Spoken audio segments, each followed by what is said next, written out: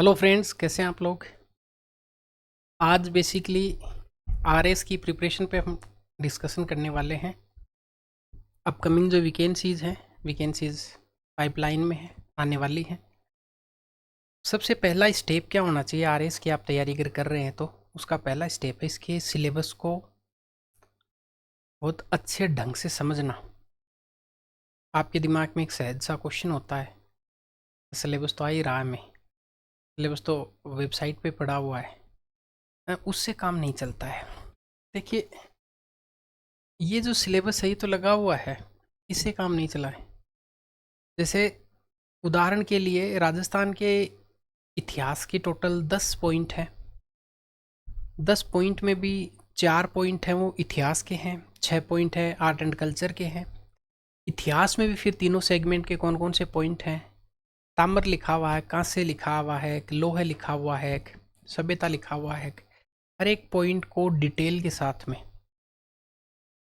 उसका postmortem micro analysis करेंगे। साथ ही साथ ये भी डिस्कस करेंगे इसके लिए पढ़ना क्या है। इस अप्रोच के साथ आप पढ़ सकते हैं और कौन से सेगमेंट ऐसे हैं जो बहुत ज़्यादा इंपॉर्टेंट है। एक यूट्यूब पे क्लास पड़ी हुई है पिछली आरएस से पहले की, लगभग 1 साल पहले की क्लास है। उसमें यह बताया गया था कि आरएस के लिए सबसे इंपॉर्टेंट 7 टॉपिक कौन से हैं। उसको आप देख लीजिए, पीछे का पेपर मिला लीजिए, आपको समझ में आ जाएगा कि एग्जामिनर कौन से सेगमेंट को अप्रोच करता है। रिपीटेड क्वेश्चन होते हैं, कुछ रिपीटेड पॉइंट्स होते हैं, उनको डिस्कस करने वाले हैं। प्री और मेंस का सिलेबस, अभी एक बार प्री पे बात कर लेते हैं और उसके बाद मेंस पे बात करेंगे। प्रीलिम्स का जो सिलेबस है, इस सिलेबस को टोटल कैटेगरीज में विभाजित करते हैं। इतिहास, भूगोल, इकोनॉमिक्स, मैं अर्थव्यवस्था लिख देता हूँ, पॉलिटी, मैथ्स, रीजनिंग और साइंस एंड टेक्नोलॉजी,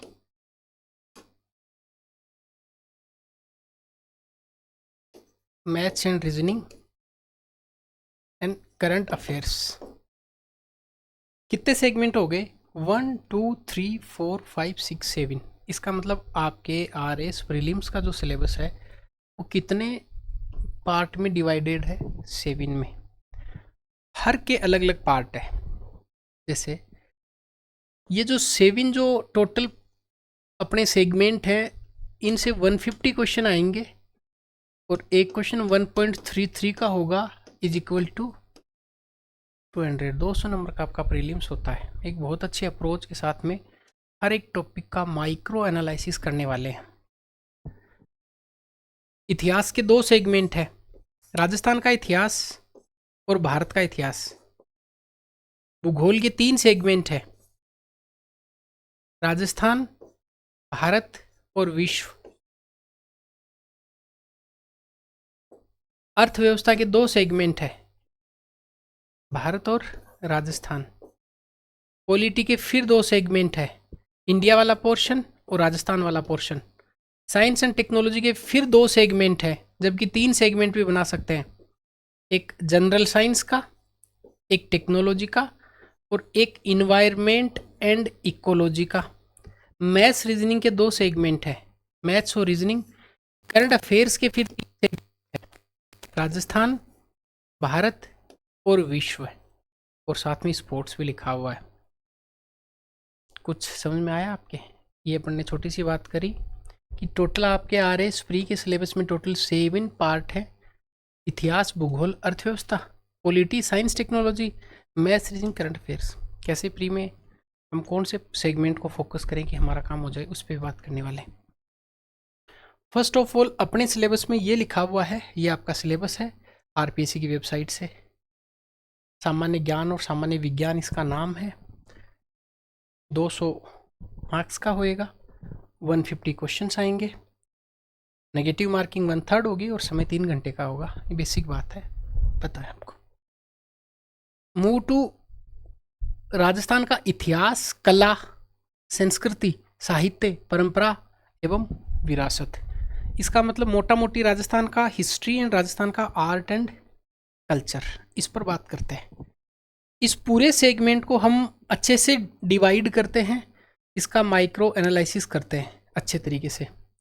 टोटल जो आपके राजस्थान का इतिहास वाला सेगमेंट है, इसमें 1 2 3 4 5 6 7 8 9 10 पॉइंट लिखे हुए हैं सिलेबस में। अगर आपके पास में सिलेबस है तो आप इसको निकाल सकते हैं, अदरवाइज टेलीग्राम पे आपको नीचे लिंक दिया वहाँ मिल जाएगा। राजस्थान इतिहास और कल्चर लिख देता हूँ मैं, बस कल्चर, कला व संस्कृति। ठीक है, इसमें टोटल कितने पॉइंट लिखे हुए हैं? 10 पॉइंट। हर एक पॉइंट पर बात अच्छे से करने वाले हैं। ठीक है, आपके जो 10 पॉइंट्स लिखे हुए हैं, इसमें 4 जो पॉइंट्स मेंशन किए हुए हैं 1 2 3 एंड 4 वो इतिहास के हैं, और रिमेनिंग जो 6 पॉइंट्स हैं वो आर्ट एंड कल्चर के हैं। बात समझ में आ गया? तो इतिहास के कितने हैं? 4, और कल्चर के 6 सेगमेंट है। बात समझ में आ गई? इसको आप चाहें तो इस प्रकार से अपने नोट्स में इसको लिख भी सकते हैं।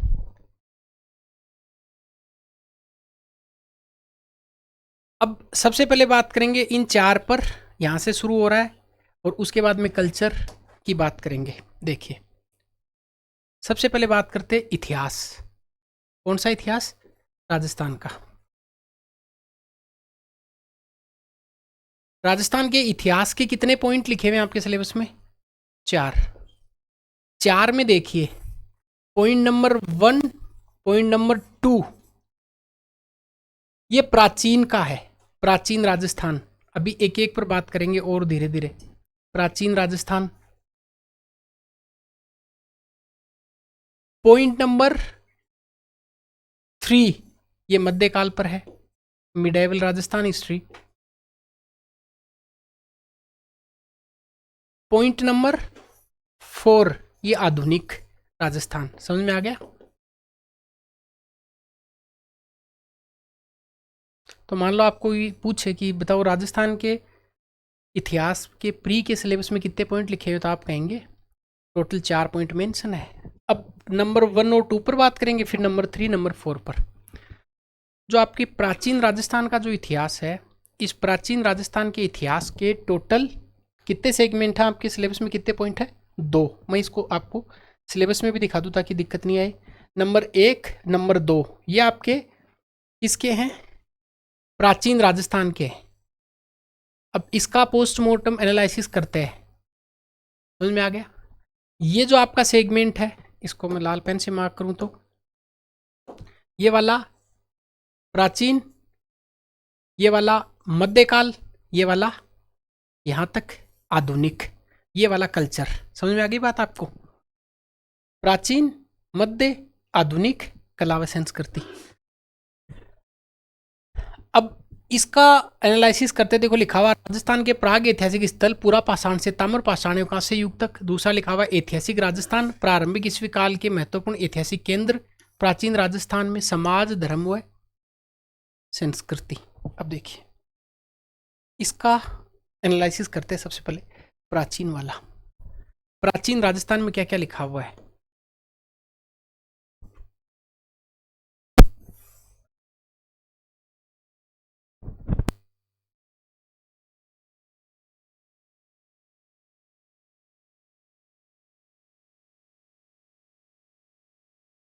तो प्राचीन वाले में लिखा हुआ है आपके पहला पॉइंट, पूरा पाषाण काल। क्या क्या लिखा हुआ है? पूरा पाषाण काल, यहां से शुरू होता है पूरा पाषाण, फिर ताम्र, और उसके बाद में कांस्य युग। 3 चीजें लिखी हुई हैं, पूरा पाषाण, ताम्र और कांस्य। इसका मतलब यहां पे आपको पूरा पाषाण काल, ताम्र और कांस्य युग के जितने भी केंद्र मिले हैं, जितनी भी प्राचीन सभ्यताएं हैं आपकी, चाहे कालीबंगा हो, चाहे आहड़ हो, चाहे बैराट हो, चाहे तिलवाड़ा हो, चाहे डीडवाड़ा हो, चाहे सांबर हो, ये जितने स्थल हैं इनको पढ़ना है यहाँ पे अपने को। तो यहाँ पे मैं बोल सकता हूँ कि प्राचीन जो अपनी साइट्स हैं, स्थल हैं, उनके बारे में अपन को डिस्कस करना है।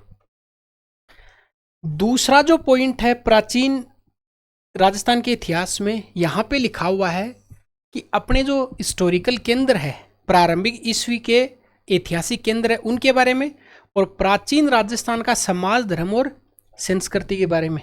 तो यहाँ पे दो चीज़ें अपने को डिस्कस करनी है, ध्यान से देखेंगे। एक प्राचीन केंद्र और दूसरा प्राचीन भारत के का समाज, उसके बाद में उसका धर्म और संस्कृति। समझ में आ गया क्या?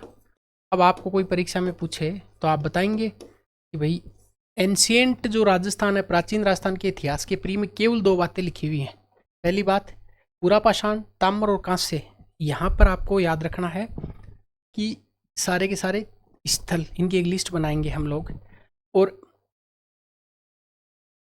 फिर लिखा हुआ कि प्रारंभिक ईस्वी जो है, प्रारंभिक इसका मतलब पहली ईस्वी नहीं, प्रारंभिक काल में जो भी ऐतिहासिक केंद्र है, हिस्टोरिकल सेंटर्स हैं, उनके बारे में अपन पढ़ने वाले। कुल मिला के ये और ए मोस्ट प्रोबेबली सिमिलर है। तो आप अगर प्राचीन इतिहास की सभ्यता देख लेते तो काम हो जाता है।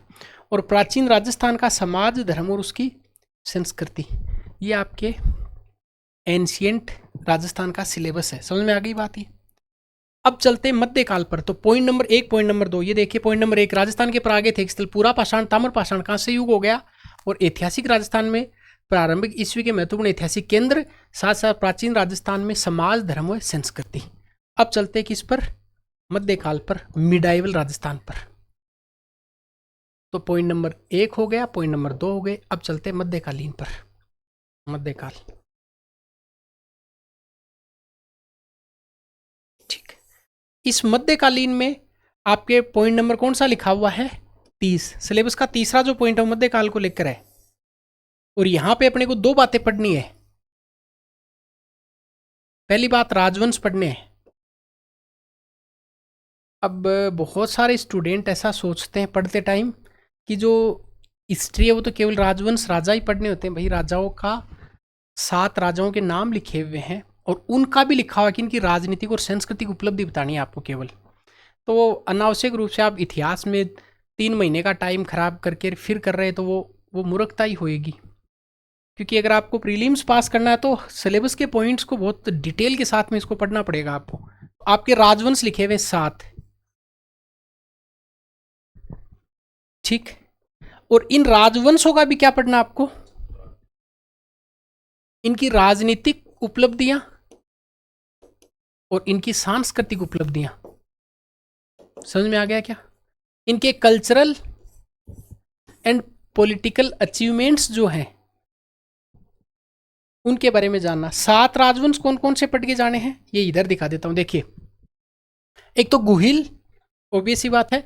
नंबर 1 गुहिल पढ़ना है, प्रतिहार पढ़ना है, चौहान पढ़ना है, परमार पढ़ना है, राठौड़, सिसोदिया और कच्छवा। आप कहोगे सर इतिहास में है ही मुख्य यही। हाँ, यही है मुख्य जो राजवंश हैं वो। पर इनका आपको राजनीतिक और इनका सांस्कृतिक अचीवमेंट देखना, पॉलिटिकल एंड कल्चरल अचीवमेंट के बारे में पढ़ना है। क्लियर हो गया? मध्यकाल में एक पॉइंट और लिखा हुआ, वो क्या है? जो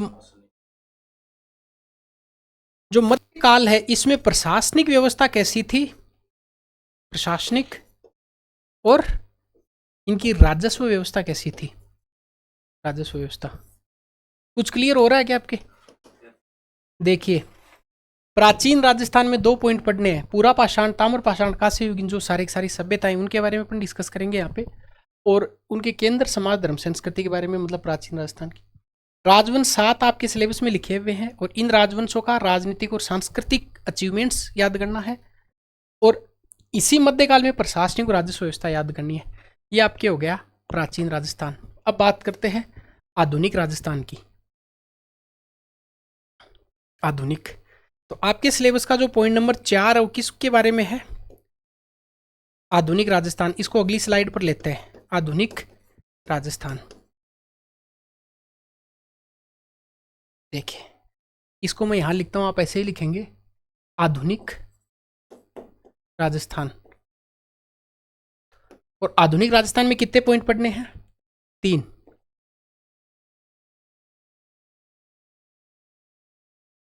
पहला 19वीं 20 20, ऐसे याद करो इसको, 19 20 20। इसको मैं आपको दिखाऊं तो ये रहा आधुनिक राजस्थान 19वीं 20वीं शताब्दी में राजस्थान में सामाजिक जागृति के कारक, राजनीतिक जागरण, समाचार पत्र, संस्था, 20वीं शताब्दी में जनजातीय आंदोलन, 20वीं शताब्दी की, ये सारी चीजें। सबसे पहले 19वीं जो शताब्दी है, जैसे ही मैं 19वीं शताब्दी का नाम लूँ, इसका मतलब 1801 से लेकर 1899 तक का आएगा। बात समझ में आ गया क्या? 19वीं शताब्दी का मतलब 1801 से लेकर 1899 तक का। ठीक है, 1857 की क्रांति नहीं है पर। अब 19वीं शताब्दी में देखो क्या क्या लिखा हुआ है। 19वीं शताब्दी में क्या करना आपको? सबसे पहले लोगों को क्या करना है? समाज की जागृति करनी है और दूसरी राजनीतिक जागृति करनी है। तो पहला सिलेबस का पॉइंट मॉडर्न हिस्ट्री में क्या लिखा हुआ आपके? सामाजिक जागृति, और दूसरा लिखा हुआ राजनीतिक जागृति। और राजनीतिक जागृति कितने तरीके से लाएंगे आप? समाचार पत्र के माध्यम से और राजनीतिक संस्थाओं से। इसको और देखो माइक्रो लेवल पर देखते हैं। 19वीं शताब्दी में पहली बात क्या पढ़ना है? सामाजिक जागृति के कारक। कौन कौन से कारक हैं जो सामाजिक जागृति, सोशल अवेयरनेस लेकर आए, सामाजिक जागृति। और दूसरा लिखा हुआ है राजनीतिक जागृति। राजनीतिक जागृति देखिए, अब राजनीतिक जागृति लाने वाले 2 कारकों के बारे में बताया गया है। एक आपको समाचार पत्र के बारे में पढ़ना है, समाचार पत्र। अब समाचार पत्रों की आप लिस्ट बनाएंगे कि कौन कौन से समाचार पत्र हैं, कहाँ से प्रकाशित होते थे।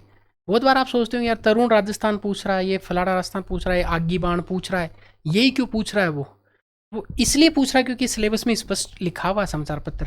और एक राजनीतिक संस्था, पॉलिटिकल, मैं इसको साफ लिखते हूँ, राजनीतिक संस्था। अब देखा तो यार ये वीर भारत सभा, मारवाड़ हितकारिणी सभा, यही क्यों पूछ रहा बार बार? सर्व हितकारिणी सभा, ठीक है। वो इसलिए पूछता है कि संस्था साफ साफ लिखा हुआ है। एग्जामिनर से जब भी पेपर बनवाने के लिए दिया जाता है 2 चीज़ें देते हैं उसको, एक सिलेबस और एक प्रीवियस ईयर का क्वेश्चन पेपर। समझ में आ गई बात? जैसे मान लो आरपीएससी किसी एग्जामिनर को अप्रोच करे तो उसको बोलेगी कि आप एक पेपर बना के दीजिए इतिहास के, हमें कुछ क्वेश्चन चाहिए। तो आरएस का सिलेबस भेज देंगे और प्रीवियस ईयर का क्वेश्चन पेपर भेज देंगे। वो एक से नहीं बनाते, वो 3-4 प्रोफेसर जो भी अलग अलग से बनवाते हैं। ये डिस्क्रिप्शन आरपीएससी के अध्यक्ष का होता है कि कौन सा पेपर आएगा। उनको एक तो प्रीवियस ईयर का क्वेश्चन पेपर देंगे और एक सिलेबस दे देंगे।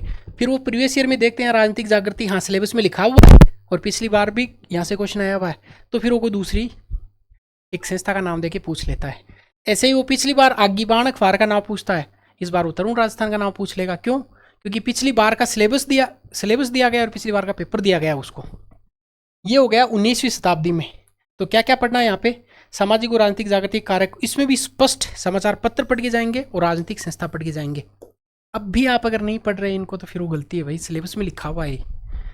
20वीं शताब्दी में क्या पढ़ के जाना अपने को? अब आपने राजनीतिक जागृति कर दी तो किसको आपने जागृत कर दिया? जनजातियों को आपने जागृत कर दिया और किसानों को आपने जागृत कर दिया। तो 20वीं शताब्दी में 2 चीजें पढ़नी है। 20वीं शताब्दी का मतलब 1901 से लेकर फिर आगे तक का, ठीक।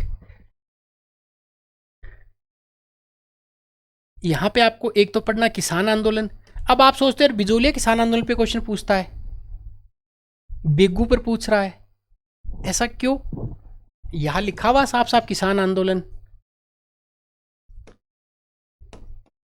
और दूसरा जनजातीय आंदोलन, जनजातीय आंदोलन। अब आपको ये भी समझ में आ जाएगा यार वो एक ही आंदोलन के बारे में क्यों पूछ रहा है? वो इसलिए पूछ रहा है जनजातीय आंदोलन लिखा हुआ है। और इसके बाद में अगली बात 20वीं शताब्दी का एक और घटनाक्रम आंदोलन, एक और पढ़ लेते हैं। वो कौन सा हो जाएगा? प्रजामंडल आंदोलन। ये भी 20वीं का ही, प्रजामंडल आंदोलन। और अंतिम रूप से राजस्थान का क्या करना है? एकीकरण करना है। समझ में आ गई बात ही। तो 20वीं शताब्दी या मॉडर्न राजस्थान में क्या याद करेंगे? सबसे पहले समाज को जागृत करेंगे, फिर राजनीति को जागृत करेंगे। जैसे ही जागृत हो गए, किससे जागृत हुए? कुछ संस्था बनी, कुछ समाचार पत्र आए। जैसे जागृत किया, किसान एग्रेसिव हुए, जनजाति एग्रेसिव हुई, प्रजामंडल आंदोलन हुए, राजस्थान का एकीकरण हो गया। अब 1 2 3 4 5 6, असल में 6 स्मॉल स्मॉल पॉइंट लिखे हुए हैं आपके मेंस के प्री के सिलेबस में। अगर आप इनको ठीक से पढ़ लें और 2 पेज आप इंपॉर्टेंट न्यूज़पेपर्स के निकाल लें प्रीवियस ईयर को देखकर, राजनीतिक संस्थाओं की एक लिस्ट बना लें, किसान आंदोलनों की आप लिस्ट बना लें 3-3 पेज में, जनजातीय आंदोलन एक पेज में, प्रजामंडल आंदोलन एकीकरण की लिस्ट बना लें, तो आपका काम हो जाता है। इसका मतलब कुल मिला के ये है कि भाई आपको जो देखना है वो इस प्रकार से सिलेबस को देखना है। समराइज हो ही गया। समराइज जैसे कि मॉडर्न राजस्थान में ये लिखा हुआ है 3 पॉइंट। अब मैं आपको इससे दिखाता हूँ, देखो ये लिखा हुआ पहला पॉइंट और दूसरा पॉइंट, नंबर 1 नंबर 2 ये किसके हैं? एंशिएंट के। नंबर तीसरा पॉइंट किसका है? मॉडर्न का। और मॉडर्न में भी मिडाइवल का। और मिडाइवल में कितने राजाओं का नाम लिखा हुआ है? 7 राजवंशों का नाम लिखा हुआ है, 7 राजवंश। और इन राजवंशों की क्या देखनी है? एक तो राजनीतिक और एक सांस्कृतिक उपलब्धि देखनी है, और मध्यकाल में प्रशासनिक और राजस्व व्यवस्था देखनी है। फिर आधुनिक राजस्थान का पॉइंट नंबर 4 लिखा हुआ है। इसमें 19वीं 20वीं शताब्दी के दौरान क्या क्या सामाजिक जागृति कैसे हुई, राजनीतिक जागरण कैसे आया, समाचार पत्रों का और राजनीतिक संस्थाओं का क्या क्या रोल था, 20वीं शताब्दी में जनजाति था किसान आंदोलन कैसे हुए, और इसी दौरान प्रजामंडल आंदोलन, और अंतिम रूप से राजस्थान का। समझ में आ गया सिलेबस? ठीक है, इसको आप ऐसे जैसे मैंने बताया शॉर्ट में बना लें। देखिए इस प्रकार से ये लिखा, ये लिखा, ये लिखा। एक तरीका तो ये जो मैंने आपको बता दिया कि आप इस तरीके से कर ले। आपको लगता है कि ना हम इस तरीके से हमें टाइम लगता है, जोर आता है। भाई मैंने ये बात चिल्ला चिल्ला के आपको इन्फॉर्मेशन के लिए बोली है कि आपको इंडियन एजुकेटर पर बैच मिल जाएगा, जिसमें वही चीज़ अपन पढ़ाएंगे या पढ़ते हैं जो यहाँ पे लिखी हुई है सिलेबस में। मैं मेरे इतिहास का या मेरी भूगोल या मेरे पॉलिटी का बखान नहीं करने वाला हूँ। सिलेबस में अगर समाचार पत्र लिखा हुआ तो आपको 20 समाचार पत्र जो बहुत इंपॉर्टेंट हैं, या 30 समाचार पत्र टोटल होंगे राजस्थान में, उनकी लिस्ट तैयार करनी है। तो आप चाहें तो इनमें से किसी एक बैच में इनरोल कर सकते हैं। ये हाँ, ये बैच बहुत अच्छा बैच है, ड्रीम बैच के नाम से। इसमें राजस्थान जो अध्ययन की किताब है 9वीं से 12वीं तक की, 9वीं 10वीं 11वीं, ये जो किताब है इसमें ये टॉपिक सारे सिलेबस के जो टॉपिक है वो सारे इनके चैप्टर के नाम है, आपको सारे याद करा दिए जाएंगे, यकीन मानिए। या फिर आप ये सारे मेंस के और प्रीलिम्स, इसके बाहर मुझे लगता है कुछ आएगा नहीं, इसमें चौथा पेपर भी हो जाएगा। या फिर आप किसी और बैच में इनरोल होना चाहते हैं, स्पेशली मेंस का OTS बैच है, ये स्पेशली प्री को डेडिकेटेड बैच है, चाहे तो आप इसको इनरोल कर सकते हैं ये। या फिर चौथा पेपर है, इसमें 2 किताबें मैं कवर करा रहा हूँ। तो आप इंडियन एजुकेटर या तो डाउनलोड कर ले, या ये मोबाइल नंबर पे आप कॉल कर दें 956 422। ठीक है, इधर लिखो 8956 422, इस पे आप कॉल कर दे, या इंडियन एजुकेटर जो दिख रहा है उस पर आप कर ले। बहरहाल ये हो गई अपनी किसकी बात? इतिहास की बात हो गई। अब बात करते हैं कल्चर की, बहुत इंटरेस्टिंगली। तो अपने सिलेबस के कितने पॉइंट अपने डिस्कस कर लिए? 1 2 3 4। अब 5वां, छठा, 7वां, 8वां, 9वां, 10वां, ये जो सिलेबस के पॉइंट है यहाँ से, ये किसके हैं? आपके कल्चर के। कल्चर में हम क्या क्या पढ़ने वाले हैं देखिए। कला व संस्कृति,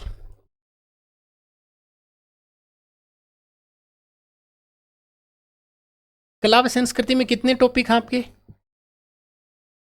6 पॉइंट लिखे हुए हैं, पर जो अंतिम नंबर का आपका टॉपिक है व्यक्तित्व वाला, वो इतिहास में भी आता है, या फिर उसको कल्चर में पढ़ सकते हैं। मैं तो केवल आपको याद करवा रहा हूँ। इनकी कैटेगरी है कल्चर की। सबसे पहली कैटेगरी कौन सी है? वास्तु। दूसरी कैटेगरी प्रदर्शन कला। तीसरी कैटेगरी भाषा साहित्य।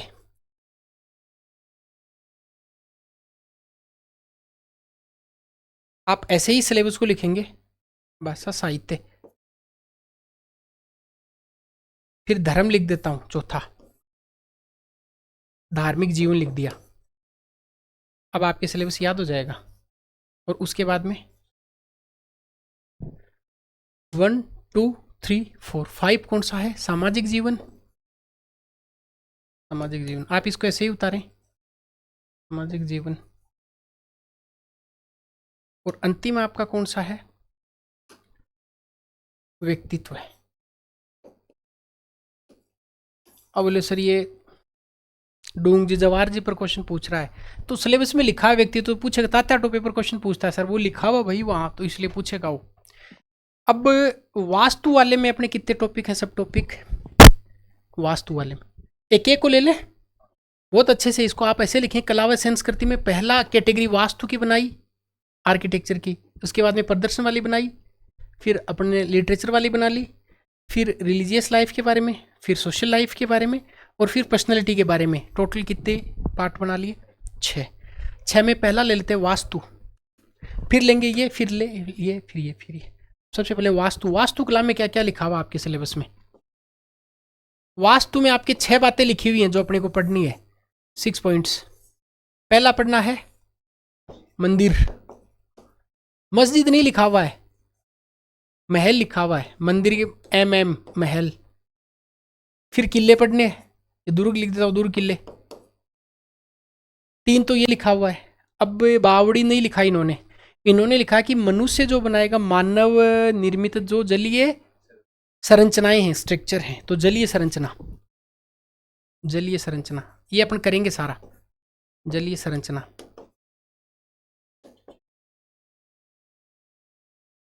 अब देखो ये वास्तुकला ये लिखा हुआ है 1 2 3 4। अब 2 टॉपिक इन्होंने इसी में मेंशन कर दिए, एक तो चित्रकला, दूसरा हस्तकला।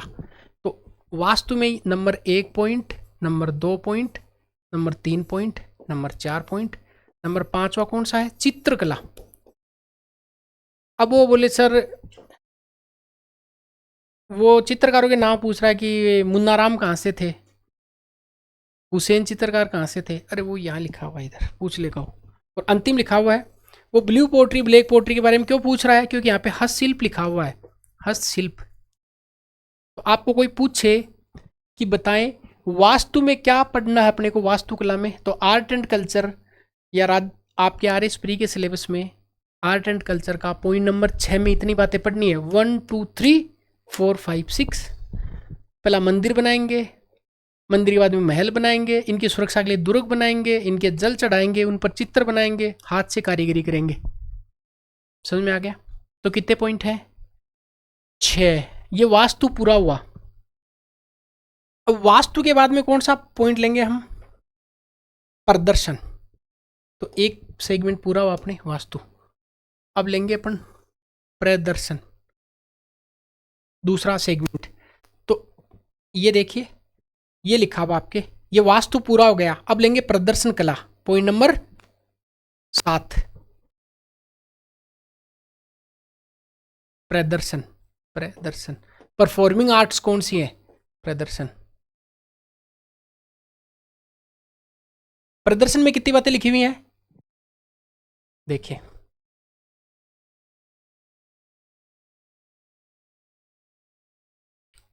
पांच से 6 पॉइंट प्रदर्शन में आपके मेंशन किए गए जो अपने को पढ़ना है। देखो पहले शास्त्र देखते हैं प्रदर्शन में। भाई प्रदर्शन में ऐसी कला जिसको दिखाया जाएगा, तो शास्त्र का संगीत और शास्त्रीय नृत्य, फिर लोक संगीत और लोक नृत्य, वाद्य यंत्र और नाट्य, हो गया पूरा। तो देखिए प्रदर्शन में पहला आपको है शास्त्रीय,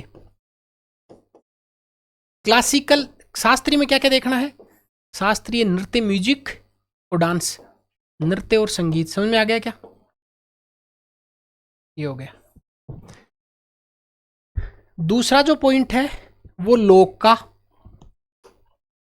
तो लोक, लोक संगीत, लोक नाट्य, नृत्य, और अंतिम ले लेते हैं वाद्य यंत्र। इसको अलग से लिख देते हैं, वाद्य यंत्र, वाद्य। समझ में आ गया? तो अब सबसे पहले वाद्य यंत्र बजाएंगे, तब नाचेंगे, गाएंगे, ढोल बजाएंगे। हाँ ठीक है। तो शास्त्रीय नाच दो प्रकार से नाचते हैं, एक तो अपन बारात में नाचते हैं उसे, वो तो अपना लोक है, और एक होता क्लासिकल, उसमें तो भाई बहुत भाव भंगिमाएं होती हैं, वो हर कोई नहीं कर सकता। तो आपको परीक्षा में पूछे कि आपकी परफॉर्मिंग आर्ट्स में क्या है, क्लासिकल है, फोक है, फोक म्यूजिक है, फोक डांस है, और क्लासिकल में भी आपके folk dance and folk music है। क्लियर हो गया क्या? तो ये अपना प्रदर्शन वाला हो गया। अगला टॉपिक आपके लिखा हुआ भाषा और साहित्य को लेकर। तो देखिए भाषा और साहित्य अगले पेज पे ले लें। भाषा साहित्य,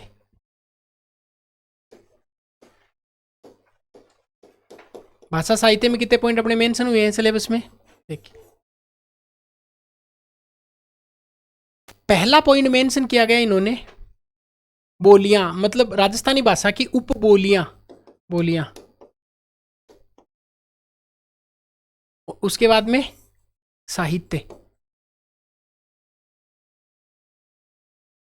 और साहित्य में एक कैटेगरी इन्होंने और कौन सी लिखी है, लोक साहित्य। समझ में आ गया क्या? तो साहित्य, लोक साहित्य और बोलियां।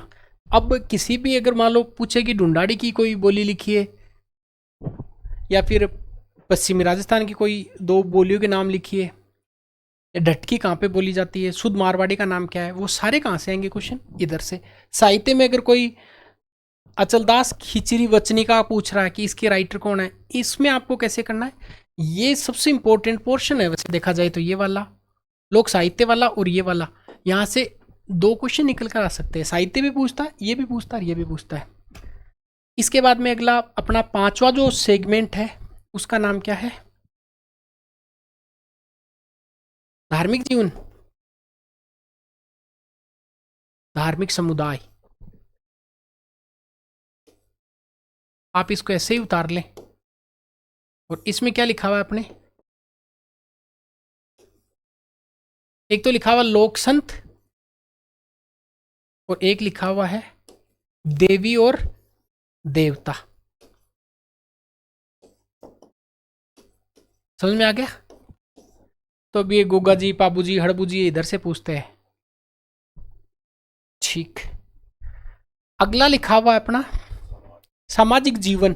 सामाजिक जीवन धार्मिक जीवन हो गया, तो अब लेंगे सामाजिक जीवन, इनको और समराइज कर लेंगे। सामाजिक जीवन,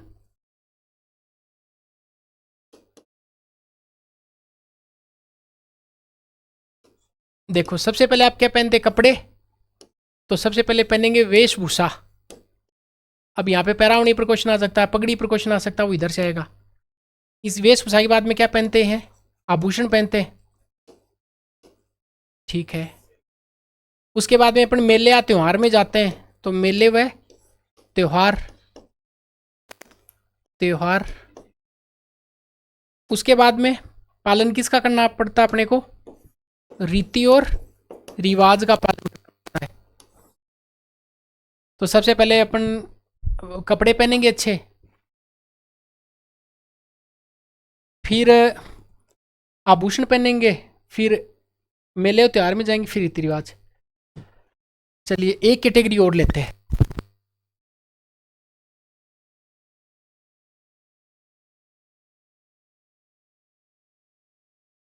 अब जो अपना अंतिम है वो है व्यक्तित्व, है पर्सनैलिटी, व्यक्तित्व। अब यहाँ पे इन्होंने व्यक्तित्व पर, पर्सनैलिटी पर कोई नाम स्पेशली मेंशन नहीं किया है कि कौन से व्यक्तित्व के बारे में आपको पढ़ना है। ये आपका राजस्थान वाला सेगमेंट है, बहुत अच्छे से इसको तैयार कर लेंगे। हमने इसको कैटेगराइज कर लिया तीन सेगमेंट में, प्राचीन राजस्थान, प्राचीन के बाद में मध्य, और मध्य के बाद में आधुनिक, फिर आधुनिक के बाद में हमने पढ़ा कल्चर, कला व संस्कृति। समझ में आ गया आपके? तो ये जो टॉपिक्स है इसमें आपको दिक्कत नहीं आएगी। प्राचीन बता दिया, मध्य में दो बातें बताई थी, 7 राजवंश पढ़ने हैं, उनकी राजनीतिक सांस्कृतिक उपलब्धियां, और मध्यकाल में राजस्व प्रशासनिक व्यवस्था। प्राचीन में आपको सारी की सारी सभ्यताएं देख लेंगे आप, सभ्यता स्थल। और आधुनिक में आपको देखना है लगभग जागृति 3 भागों में बांटा था इसको, 19वीं, 20वीं और 20वीं।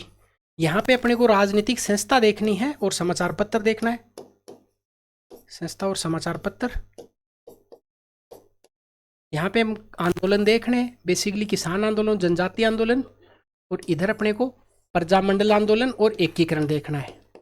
और फिर कला वाले में भी अपने डिवाइड कर लिया, वास्तुकला देखनी है, प्रदर्शन कला देखनी है, बोली व साहित्य देखना है, धार्मिक जीवन देखना है, सामाजिक जीवन देखना है और व्यक्तित्व देखना है। अब बात करते हैं अगले सेगमेंट पे। एक बार ये आपको मैं दिखा देता हूँ। ये पूरा राजस्थान वाला सेगमेंट हो गया, हमने इसका पोस्टमार्टम कर लिया। अब बढ़ते हैं भारत का इतिहास। देखिए भारत का जो इतिहास है इसमें प्राचीन, मध्यकाल और आधुनिक काल लिखा हुआ है। देखिए 1 2 3 4 5 6 7 8 9 10 11 टोटल भारत के इतिहास के 11 पॉइंट हैं, जिसमें 8 पॉइंट तो है प्राचीन और मध्यकाल के, और 3 पॉइंट आपके सिलेबस में लिखे हुए हैं आधुनिक के। बात समझ में आ गई? चलिए अब लिखते हैं भारत का इतिहास, हेडिंग लगाएं भारतीय इतिहास।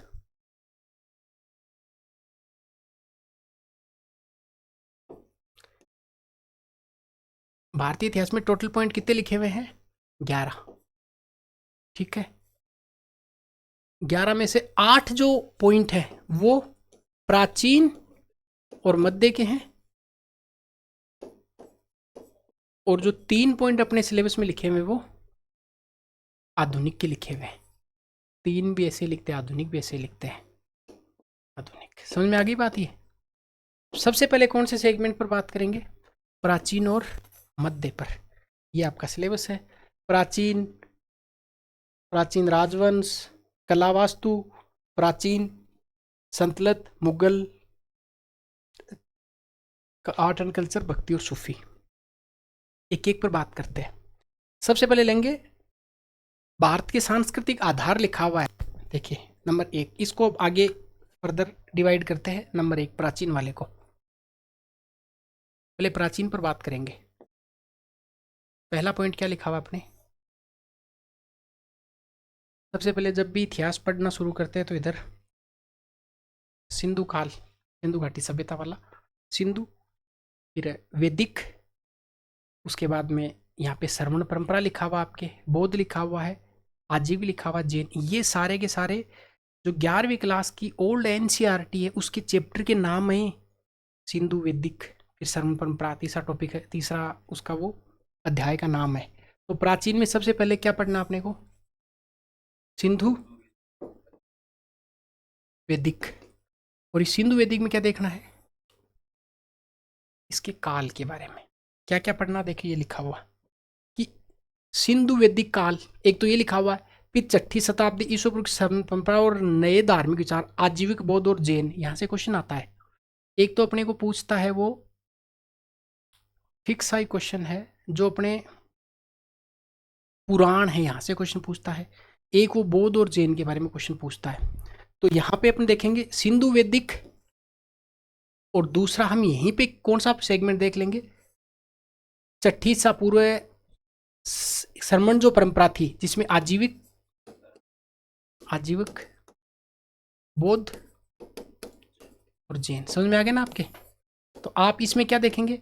मेरी तो आपको राय ये है कि एक तो आप ये उपनिषद, सॉरी पुराण नहीं, उपनिषद, जो आपको कभी कठोपनिषद के बारे में पूछता है, या फिर आपको उपनिषदों के नाम पूछ लेता है, मिलान करवाने वाला क्वेश्चन पूछ लेता है, बौद्ध धर्म और जैन धर्म के बारे में पूछ लेता है। ठीक है, जो नए विचार है। ये अपने जो ओल्ड 11वीं क्लास की एनसीईआरटी, आपने 2 एनसीईआरटी का विपिन चंद्र और सतीश चंद्रा का नाम जरूर सुना होगा 11वीं 12वीं का। उसके अध्याय के नाम है और लिमिटेड कंटेंट है वहाँ पे, बहुत आपको आवश्यक पढ़ना ही नहीं है, वो आपको करवा दिया जाएगा बहुत डिटेल के साथ में। तो हमने अपने जो प्रोग्राम शुरू किया है एनसीईआरटी आरबीएसई बैच वाला, उसमें सारा चैप्टर वाइज ही करेंगे। अब बात करते हैं अगला। एक पॉइंट तो हो गया अपना प्राचीन वैदिक सभ्यता के बारे में, और इसके बाद में आएगा दूसरा सेगमेंट। उसमें क्या लिखा हुआ है? प्रमुख राजवंश प्रमुख राजवंश, ये राजवंश कौन कौन से देखे? देखिए अब आपको ये भी पता है कि पहले अपन सिंधु घाटी सभ्यता के बारे में पढ़ लेते हैं, उसके बाद में वैदिक, और उसके बाद में अपन किसकी तरफ बढ़ जाते हैं? मौर्य की तरफ। 7 राजवंश उधर है और 7 ही इधर है। तो यहाँ पे प्रमुख राजवंश कौन कौन से लिखे हुए? 7 लिखे हुए हैं। और 7 कौन कौन से हैं यहाँ? देखिए आराम से समझे इसको। मौर्य के बारे में देखेंगे। मौर्य पूरा काल है। मौर्य मौर्य काल के बारे में मौर्य के राजा देखेंगे। खासकर कुषाणों के बारे में देखेंगे। ये तो संस्थापक कजुल कटिफिसेस के बारे में पूछता है यहाँ पे। सातवान सिमुक के बारे में।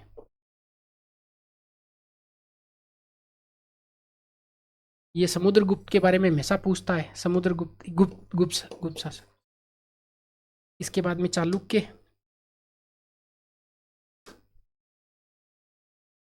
चालुक्य पढ़ रहे तो पल्लव भी पढ़ते हैं, पल्लव पढ़ते हैं तो चोल पढ़ते हैं। चालुक्य, पल्लव और चोल। समझ में आ गया? अब यहाँ पे क्या पढ़ सकते हैं आप? वैसे तो एनसीईआरटी में लिखा हो, पर अगर किसी को लगे कि ना लिमिटेड कंटेंट, तो 1 2 3 4 5 6 7 जो आपकी ल्यूसेंट की किताब आती है, 3 सवाल आएंगे तो 2 यहाँ से हो जाएंगे। ल्यूसेंट में 10 पेज है ये इन शासकों के बारे में, उसको पढ़ सकते, काम हो जाता है। अदरवाइज एनसीईआरटी में तो लिखे हुए हैं, चैप्टर के नाम है ओल्ड एनसीईआरटी में, उनके बारे में पढ़ सकते हैं। फिर अगला टॉपिक अपना आता है इसी में, आर्ट एंड कल्चर वाला। तो तीसरा जो सेगमेंट है प्राचीन भारत में कला और वास्तु के बारे में।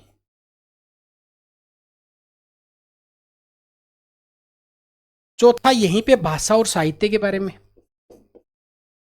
भाषा और साहित्य टॉपिक तो वही है, और यहाँ पे लिमिटेड ही है कंटेंट, बहुत ज़्यादा से कोई साहित्य के बारे में नहीं। और इसमें जो साहित्य है वो कौन कौन से साहित्य पढ़ना अपने को? संस्कृत का साहित्य, प्राकृत का साहित्य और तमिल। ये शीतले सतवार के बारे में, इनके बारे में क्वेश्चन आता है हर बार। तमिल रामायण किसने लिखी, इस प्रकार से। हाँ, शीतले सतनार के बारे में पूछता है। इसमें भाषा साहित्य में कौन कौन सा? संस्कृत, प्राकृत और तमिल। अगर इसके लिए आप कुछ भी नहीं करें, ओल्ड एनसीईआरटी की 5 टॉपिक पढ़ के जाए जो मुश्किल से 30 पेज है, तो आपके ये टॉपिक पूरे सही हो सकते हैं बिना किसी इतिहास में उलझे बिना। इसके बाद में जो अगला टॉपिक अपना है वो है एंशिएंट। पूरा हो गया तो प्राचीन भारत में क्या? बौद्ध के बारे में पढ़ेंगे, जैन के बारे में, मौर्य, कुषाण, सातवाहन, गुप्त, चालुक्य, पल्लव, चोल के बारे में। और इनके आर्ट एंड कल्चर वाले सेगमेंट पे आप ज़्यादा फोकस करेंगे। जैसे गुप्त अगर पूछते तो ये ज़्यादातर संभावना है क्या, तो समुद्रगुप्त की, भाई समुद्रगुप्त की जो रणनीति थी उसके बारे में पूछ लेता है, या फिर गुप्त काल को जो स्वर्ण काल क्यों कहा जाता है, गुप्त काल का साहित्य, उसका कल्चर, सांस्कृतिक उपलब्धियां, उसके बारे में देखेंगे। हाँ, और यहाँ पे भाषा साहित्य तो आ ही गया, ये भाषा साहित्य इन्हीं से सबसे जुड़ा हुआ है। बात समझ में आ गई ना? अब बात करते हैं अगला सेगमेंट, ये एंशिएंट का हो गया। समझ में आ गया ना? एंशिएंट के कितने पॉइंट है? 4। बौद्ध जैन पढ़ेंगे, मौर्य के बारे में अच्छे से पढ़ के ही जाएंगे अपने को। कुषाणों के बारे में कुछ खास नहीं, इसके वो मिलान करवाने वाला क्वेश्चन देता है कि कजुल कड़फिसेस इसका संस्थापक था। ब्राह्मणों को पहली बार जमीन देने की जो परंपरा सातवाहनों ने शुरू की थी। गुप्त काल का साहित्य और उसकी सांस्कृतिक उपलब्धियां, पल्लव चोल के बारे में बस कोई बहुत ज़्यादा ऐसे खास नहीं है, पर हाँ थोड़ा थोड़ा लिखा हुआ है इनके बारे में, एनसीईआरटी में देख लेंगे। अब ऐसे तो भाई वो कोई अगर हिस्ट्री का लेक्चरर है उसको तो लगेगा कि चालुक्य पे तो पूरी किताब है, वो यहाँ थोड़ी एक क्वेश्चन आना इस पूरे सेगमेंट में से जो आप कर लेंगे सही। कला वास्तु ठीक है, सबकी कला वास्तु और भाषा साहित्य देख लेंगे। अब आते हैं मिडाइवल इंडिया पे, मध्यकालीन भारत पर। मध्यकाल के 4 पॉइंट लिखे हुए हैं। पहला देखेंगे संतलत के बारे में। बट ये तो पता ही आपको भाई, मध्यकाल में आएंगे तो एक संतलत के बारे में, दिल्ली संतलत, और दूसरा मुगल काल, ये तो फिक्स। अब संतलत काल के जो शासक हुए हैं,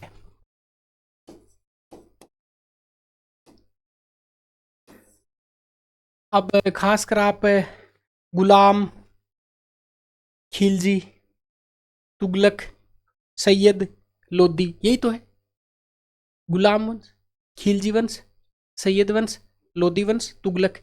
इनके जो शासक हैं, इनकी उपलब्धियों के बारे में जानना अपने को। इन्होंने थोड़ा सा ठीक काम किया, जैसे कुतुब मीनार का निर्माण आदि करना है। ये पूछा लो रक्त की नीति कौन से शासक ने अपनाई थी, मिलान करो। ये सारे लिखे हुए हैं एनसीईआरटी की बुक में भी। ये लुसेंट पढ़ के जाएंगे, वो भी आप काम चला देगी कि 5 क्वेश्चन आएंगे तो 3 ठीक हो जाएंगे, 3 आएंगे तो 2 ठीक हो जाएंगे। इसके बाद में अगला सेगमेंट देखेंगे इसी में। अब विजयनगर जो साम्राज्य है भाई, इसको नहीं छोड़ सकते, हरियर बुक्का वाले को। विजयनगर, इसकी अपने को क्या पढ़ना है, विजयनगर सांस्कृतिक उपलब्धियों के बारे में।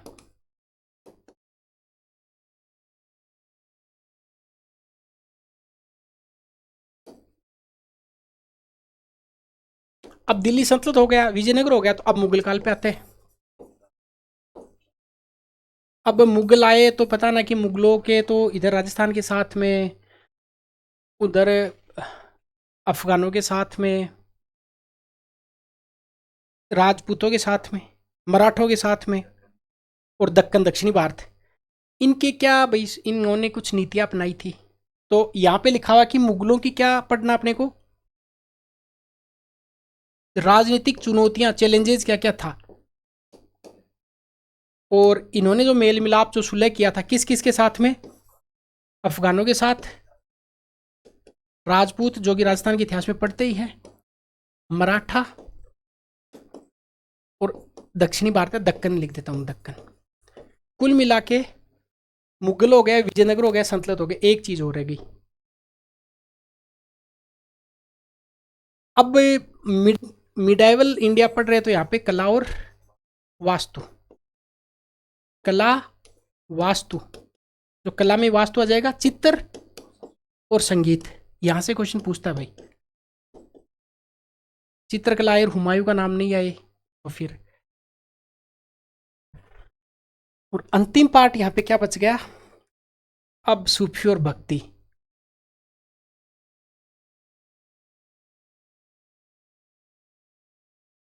अब सूफी जो भक्ति आंदोलन था, ये बहुत इंटरेस्टिंग बात है।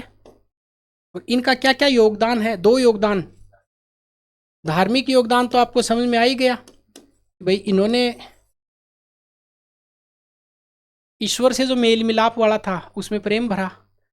और सामाजिक में देखें तो भाई सूफी और भक्ति है, ये जो अपनी जो गंगा जमनी जो सेंस करती है, इसको मिलाने का काम किया। तो इनका धार्मिक और सामाजिक महत्व है। बात समझ में आ गई क्या। इसको इरिटेट नहीं करना है भाई। मिडाइवल इंडिया आएगा तो संतलत काल तो पढ़ेंगे ही, मुगल काल पढ़ने, तो 2 ही तो काल पढ़ने, संतलत और मुगल। अब बीच में कौन आ गए, बीच में विजयनगर साम्राज्य आ गया, और फिर इनका आर्ट एंड कल्चर देखना है।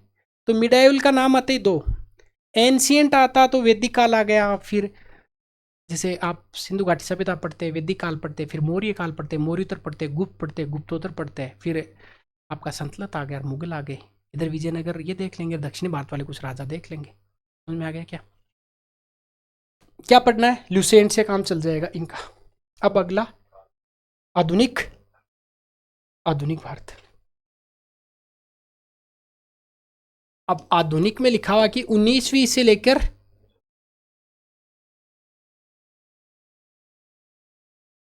1964 तक। अब यहां पे भाई अंग्रेज आए तो सबसे पहले आधुनिक भारत का उदय हुआ। अब ये भी आपको पता होगा कि एंशियंट क्यों बोलते हैं, मिडाइवल क्यों बोलते हैं, मॉडर्न इंडिया किस आधार पर बटा हुआ है। पर यहाँ पे मैं शॉर्ट मिलता हूँ, यहाँ पे लिखा हुआ राष्ट्रवाद का उदय, उदय और मॉडर्न इंडिया का विकास, मॉडर्न इंडिया का विकास।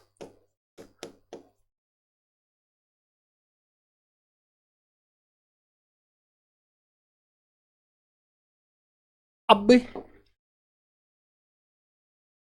उदय किया तो कौन से कारक सबसे ज्यादा प्रभावी रहे, बौद्धिक कारक, बौद्धिक जागरण। और बौद्धिक जागरण में सबसे ज्यादा योगदान किसका था, प्रेस का, वेस्टर्न एजुकेशन, पश्चिमी शिक्षा, बात समझ में आ गई? अब देखिए ये वाला आपका एक बार और दिखा देता हूँ, ये लिखा हुआ है, ये आपका मॉडर्न इंडिया आ गया यहाँ वाला। आधुनिक भारत का राष्ट्रवाद का उदय, बौद्धिक जागरण, प्रेस, पश्चिम शिक्षा, 19वीं शताब्दी दोनों, सामाजिक धार्मिक सुधार, विभिन्न नेता और संस्था। अब इतना काम हो गया, इसका मतलब अब अपने को क्या पढ़ना पड़ेगा इधर, एक सेगमेंट तो ये ले लेते हैं और दूसरा धार्मिक और प्लस सामाजिक सुधार।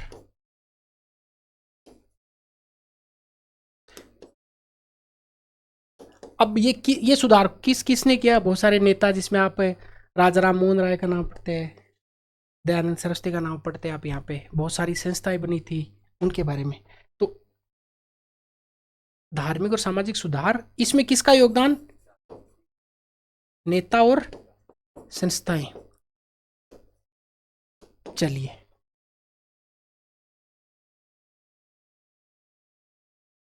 दो टॉपिक पूरे हो गए, दो सेगमेंट। पहला तो ये देखेंगे राष्ट्रवाद का उदय कैसे हुआ, प्रेस की क्या भूमिका थी, भाई समाचार पत्र वहां भी थे, इधर भी थे, राजनीतिक जागृति उधर भी थी, इधर भी है, सामाजिक और धार्मिक सुधार आंदोलन हुए उनके बारे में पढ़ेंगे। इसके बाद में तीसरा जो टॉपिक है वो अपना किसका आ जाएगा, स्वतंत्रता के लिए संघर्ष और राष्ट्रीय आंदोलन प्लस राष्ट्रीय आंदोलन, ये जुड़ रहा ना आपस में, राष्ट्रीय आंदोलन। अब इस आंदोलन में क्या क्या हो गए, एक तो इसके चरण हो गए, चरण, और इस योगदानकर्ता और विभिन्न क्षेत्रों से योगदानकर्ता और देश के अलग अलग हिस्सों से, मतलब क्षेत्रीय योगदान। समझ में आ गया क्या? आप शायद यहीं पे दम तोड़ देंगे कि इतना इतिहास कैसे पढ़ते, इनमें कुछ नहीं है सही में, वो मॉडर्न इंडिया वाला सिलेबस है, स्वतंत्रता आंदोलन पढ़ रहे तो उसमें हो जाएगा। हाँ, ये 5-6 घंटे की मैराथन में लगभग पूरा ही हो जाता है। अब फिर आपको लगेगा सर 5-6 घंटे मैराथन तो इतिहास वाले टीचर इतना पढ़ा रहे, वो क्या पढ़ा रहे? भाई मैं एग्जाम अप्रोच की बात कर रहा हूँ, अगर 10 में से 7 क्वेश्चन ठीक करने हैं तो उससे हो जाते हैं।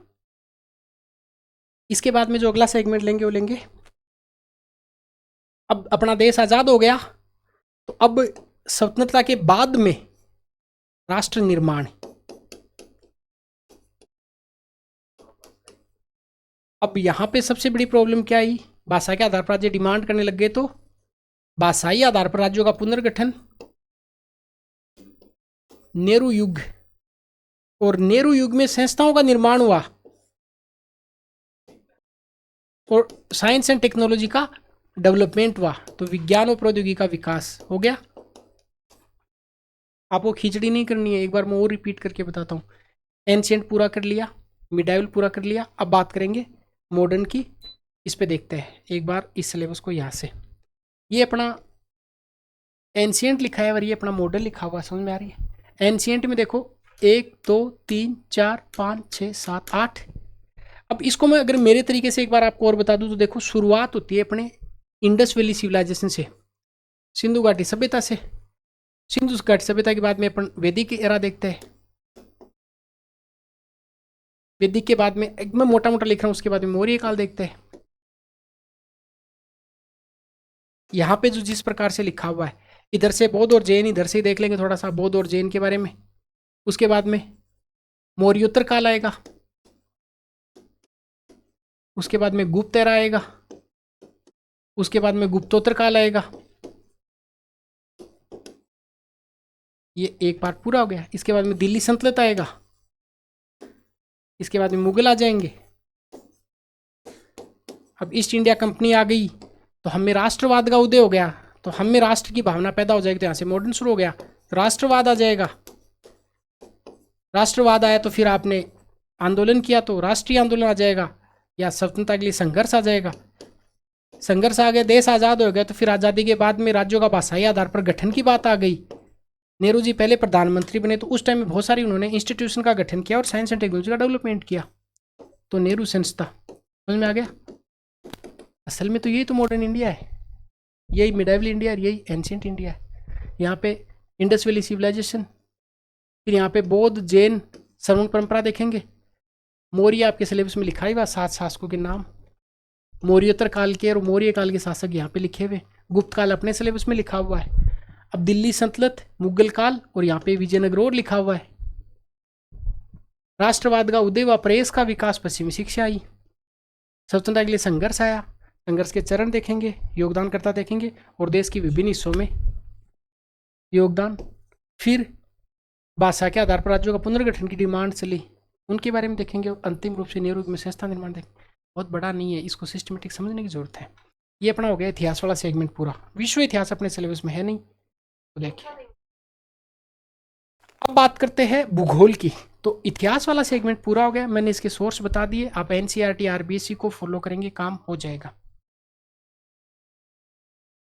भूगोल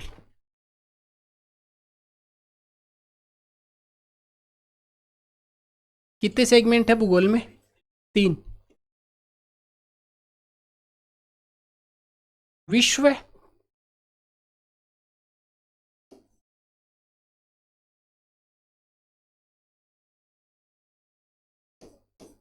भारत,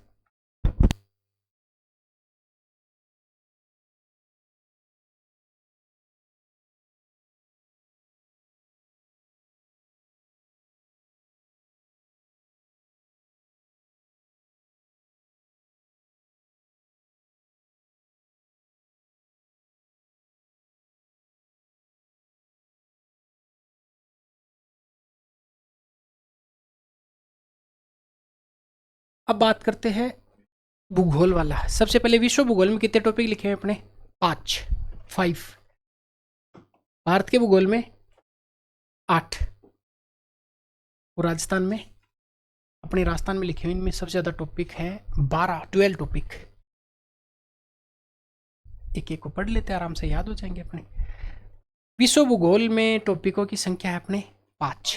पहला कौन सा टॉपिक है? नंबर 1। अब विश्व भूगोल लेते, फिर भारत का भूगोल, फिर राजस्थान का, इसके सोर्स की बात करेंगे। सबसे पहले बात है विश्व भूगोल की।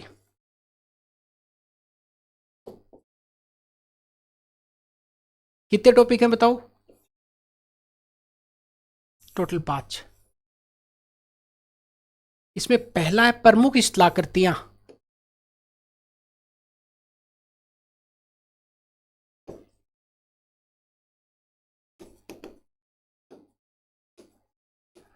अपने को कौन कौन सी स्थलाकृतियां देखनी है? देखिए 4 अपनी स्थलाकृतियां लिखी हुई हैं। एक पर्वतों के बारे में, विश्व के पर्वत, उसके बाद में पठार, पर्वत पठार हो गए तो मैदान हो गए, मैदान बिगड़ कर क्या बन गए? मरुस्थल।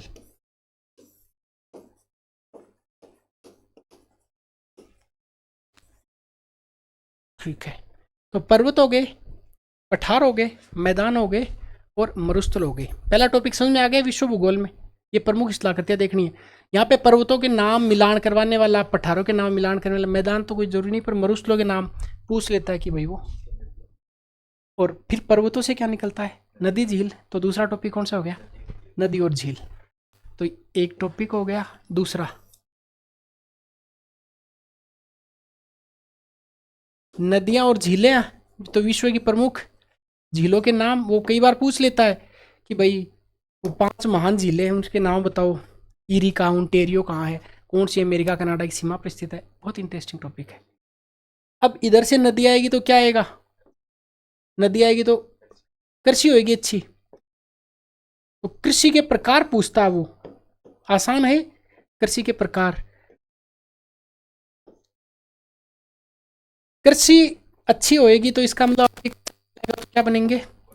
उद्योग बनेंगे। तो औद्योगिक प्रदेश मोस्ट इंपोर्टेंट टॉपिक है। औद्योगिक प्रदेश।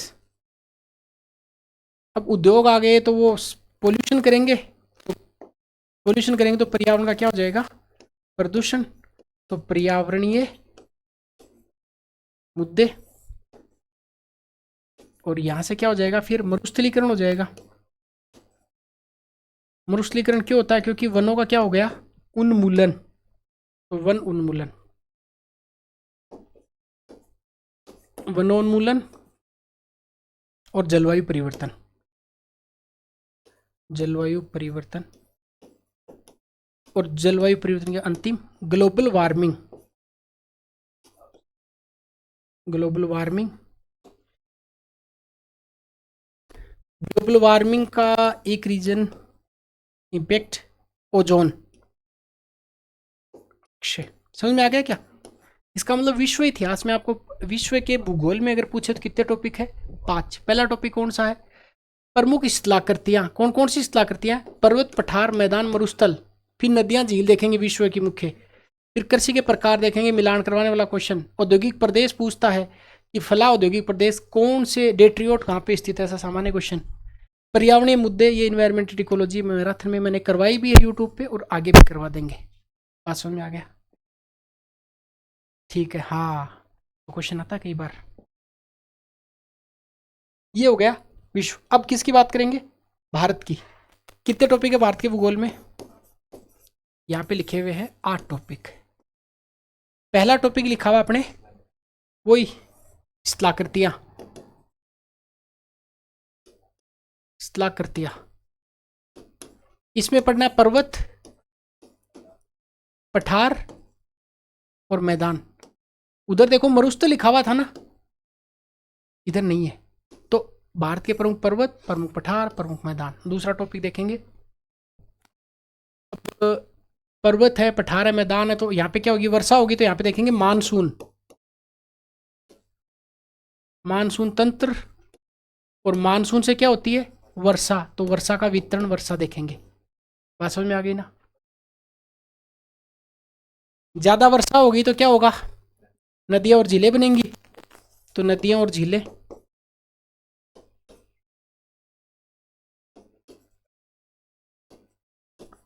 नदियों से क्या होगा? फसलें निकलेंगी, मतलब फसलें होंगी। कितनी फसलें हैं टोटल अपने सिलेबस में? भारत के भूगोल में फसलें हैं वो अपने 6 है। सबसे पहले आप क्या खाते हैं? गेहूं। गेहूं के बाद में चावल खाते हैं। फिर अपन चाय कॉफी पीते हैं। चाय, फिर कॉफी, फिर कपास और गन्ना।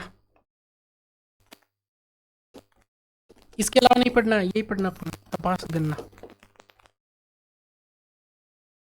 अब पहला टॉपिक, दूसरा टॉपिक, तीसरा टॉपिक, चौथा टॉपिक, पांचवा अपना खनिज के बारे में। खनिज। और खनिज अपने कितने सिलेबस में? 4 खनिज। इसको अगले पेज पे ले लेते हैं, खनिज वाले को। कौन कौन से 4 खनिज हैं? एक सेकंड, याद रखना। पहले लोहा, इनकी खदानों के बारे में पूछता है। मैग्नीज, बॉक्साइड और अब्रक। अच्छे से याद करना इनको। समझ में आ गया? तो ये खनिजों के बारे में हो गया। इसके बाद में देखेंगे ऊर्जा। तो देखिए कितने टॉपिक हो गए? 1 2 3 4 5। पांचवा खनिज है। अब छठा कौन सा है? ये पांचवा। छठा है ऊर्जा, एनर्जी रिसोर्सेस, ऊर्जा। और ऊर्जा में कौन कौन से? परंपरागत और गैर परंपरागत।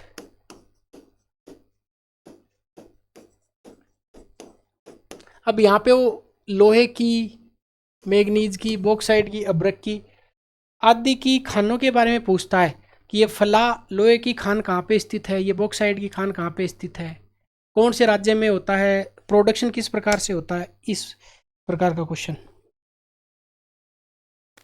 अब खनिज आ गया, ऊर्जा आ गई, तो बचा क्या? उद्योग, औद्योगिक प्रदेश।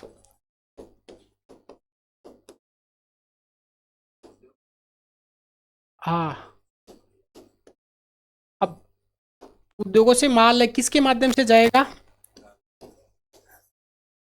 प्रमुख राजमार्ग और परिवहन के गलियारे, परिवहन गलियारे।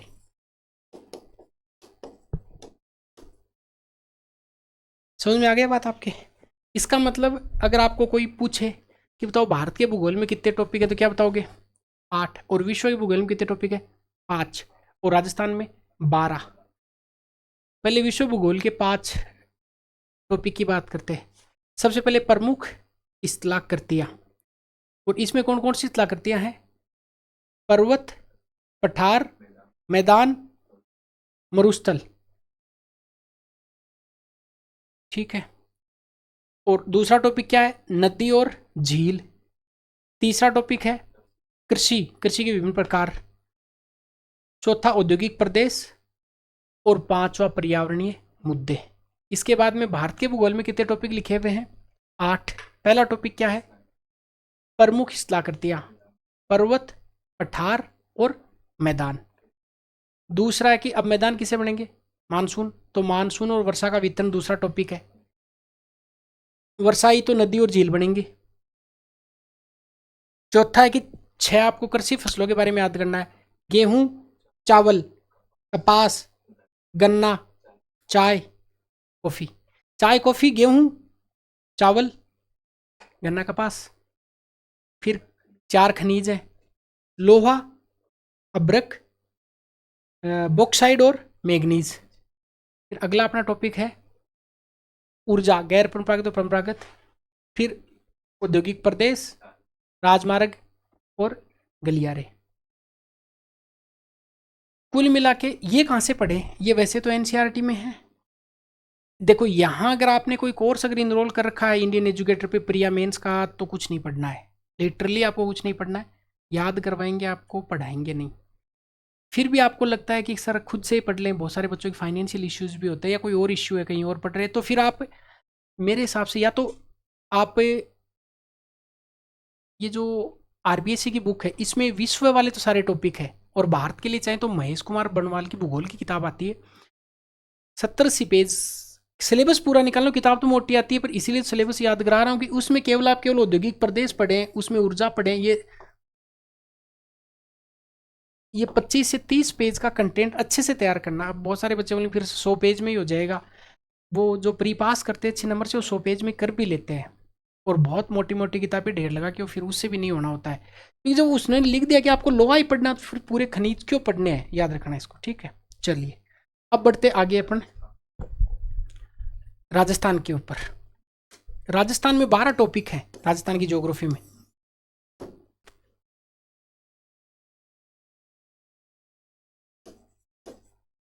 प्रमुख भू आकृति प्रदेश, इसका मतलब वो स्थिति और विस्तार वाला टॉपिक वो अपने को पढ़ने की जरूरत नहीं है। यहाँ पे वो राजस्थान के जो भौतिक विभाजन है, जिसमें थार है, अरावली है, हाड़ौती है ना, दक्षिण पूर्वी पठार वाला भाग, ये आपको याद, पूरी मैदान है। दूसरा टॉपिक है जलवायु। तो जलवायु में वो कोपेन पूछता, थानवेट पूछता, टिवारथा पूछता है। फिर नदी के बारे में, नदी की सहायक नदियां पूछता है, नदियां और झील। वनस्पति के बारे में तो क्वेश्चन कम ही आता है। मृदा के बारे में हर बार क्वेश्चन आता है, एरिडोसोल किसे कहते हैं, पला एंटीसोल कहाँ पे पाई जाती है, कौन सी मिट्टी है। मृदा, फसल, अपने कितनी फसल लिखी हुई हैं? 6 फसलें यहाँ पे। कौन कौन सी? गेहूं के बारे में पढ़ेंगे यहाँ पे, मक्का पढ़ेंगे, जो, कपास, और यहाँ पे बाजरा तो पढ़ना ही पढ़ना है, और गन्ना। इनके अलावा नहीं पढ़ना है। अब हजारों प्रकार की फसलें हैं, याद करने लग जाएंगे, प्रोडक्शन ना, ये अपने सिलेबस में लिखा हो, पहले ये याद करें, समय मिलता तो फिर और सोचेंगे। इसके बाद में अगला टॉपिक है प्रमुख उद्योग।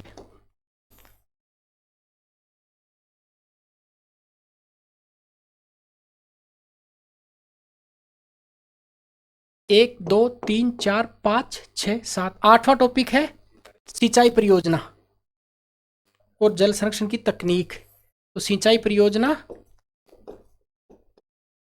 वो तकली के बारे में पूछता है, पीपलाद के बारे में पूछता है, पूर्वी नहर परियोजना के बारे में पूछता है, ईआरसीपी के बारे में, और जल संसाधन की तकनीक, जल संरक्षण प्लस जल संरक्षण तकनीक हो गया। अब यहाँ पे वो नाडी क्या है, टांका क्या है, उनके बारे में 1, 2, 3, 4, 5 6 7 8 9वां टॉपिक है जनसंख्या। अब जनसंख्या भी पढ़े तो किस पे स्पेशल फोकस करेंगे? सबसे पहले वृद्धि, जनसंख्या की वृद्धि के बारे में, उसके बाद में घनत्व, उसके बाद में साक्षरता, उसके बाद में लिंगानुपात, और ये तो सामान्य, और फिर जनजातियां भी पढ़नी है। इसी टॉपिक में लिखा अपने जनजातियां।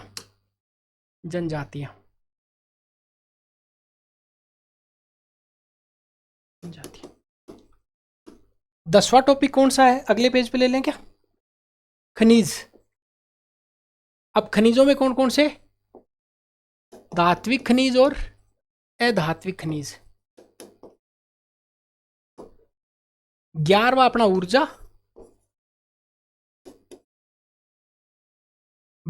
अब ऊर्जा भी कितने कैटेगरी बांट दिया? 2, परंपरागत और गैर परंपरागत।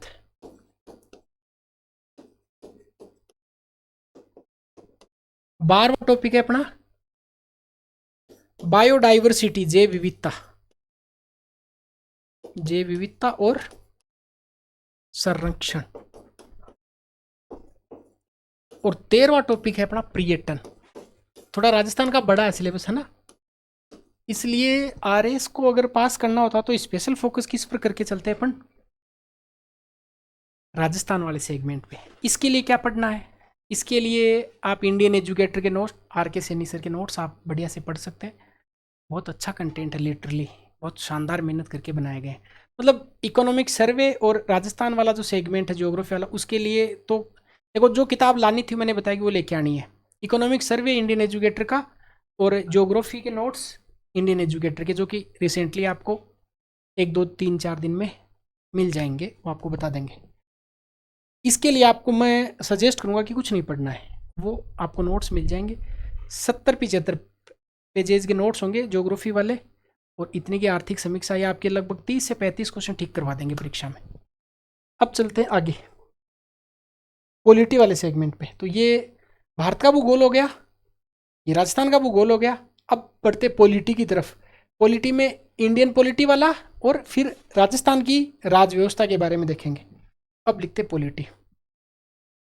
वो ज़्यादा क्लास लंबी तो नहीं होगी, बोर तो नहीं हो गए आप लोग? भाई वो सिलेबस है तो इसको बहुत अच्छे तरीके से याद करने के लिए जितना करना पड़ता है।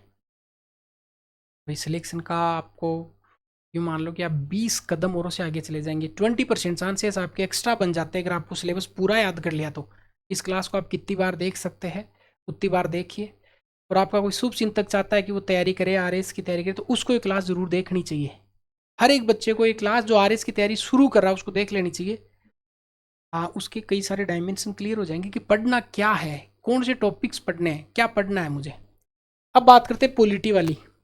पॉलिटी की, पॉलिटी में फिर 2 सेगमेंट बांट लेंगे अपन। पहला इंडिया वाला, और दूसरा राजस्थान की राज व्यवस्था, प्रशासनिक व्यवस्था राजस्थान। अब सबसे पहले बात करते हैं भारत वाला, इंडियन पॉलिटी, भारतीय राज व्यवस्था। भारतीय राज व्यवस्था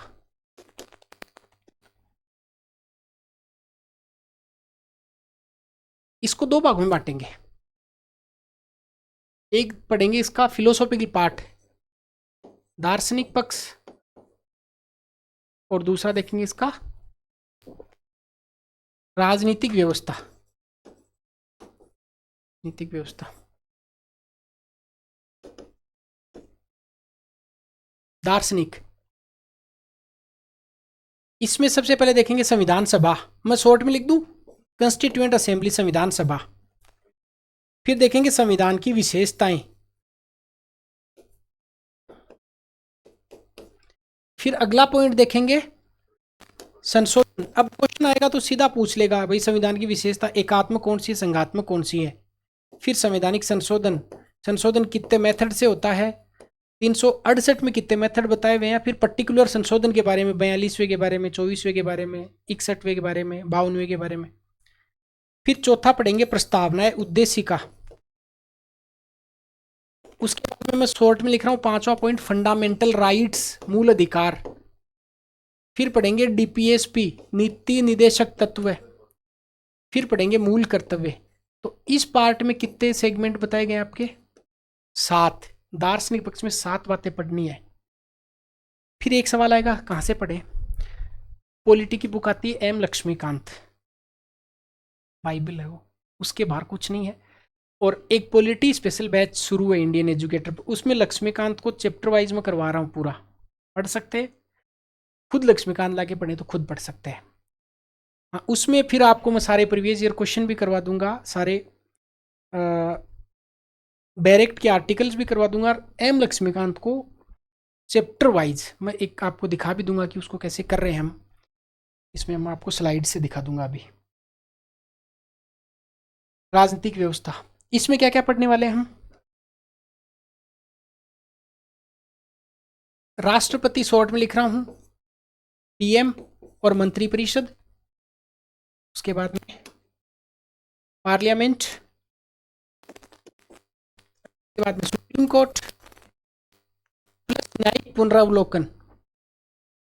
न्यायिक पुनरावलोकन ये आप ठीक कर लेना, सिलेबस में पुनरावलोकन लिखा हुआ है, ये शब्द अशुद्ध है, पुनरावलोकन ही होगा, रा नहीं आएगा।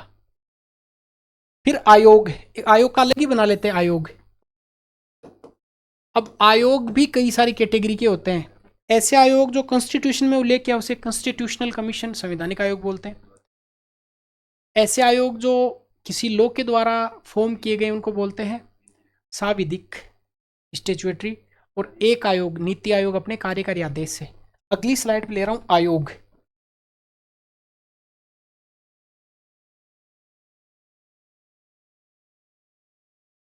तीन प्रकार के आयोग हैं, एक संविधान में इसको कॉन्स्टिट्यूशन लिख रहा हूं, ऐसे आयोग जो स्टैट्यूटरी जो कानून के हैं उनको, और दूसरा एग्जीक्यूटिव ऑर्डर से बनाए गए।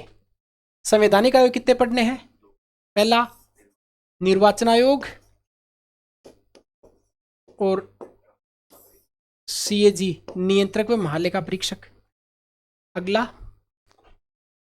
विधिक में पढ़ेंगे सतर्कता, सूचना और मानवाधिकार।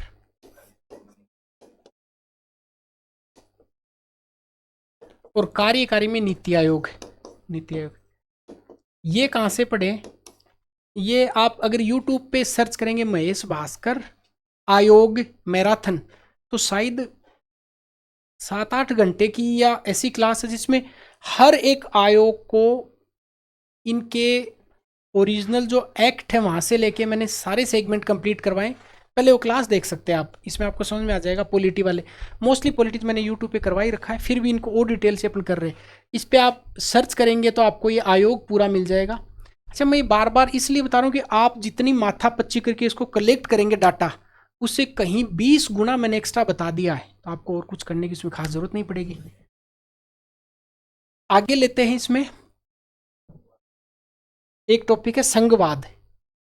संघवाद इसी में है, देखिए इसको ऐसे समझे आप कि ये हो गया, ये आयोग हो गया, एक ले लेते इधर संघवाद।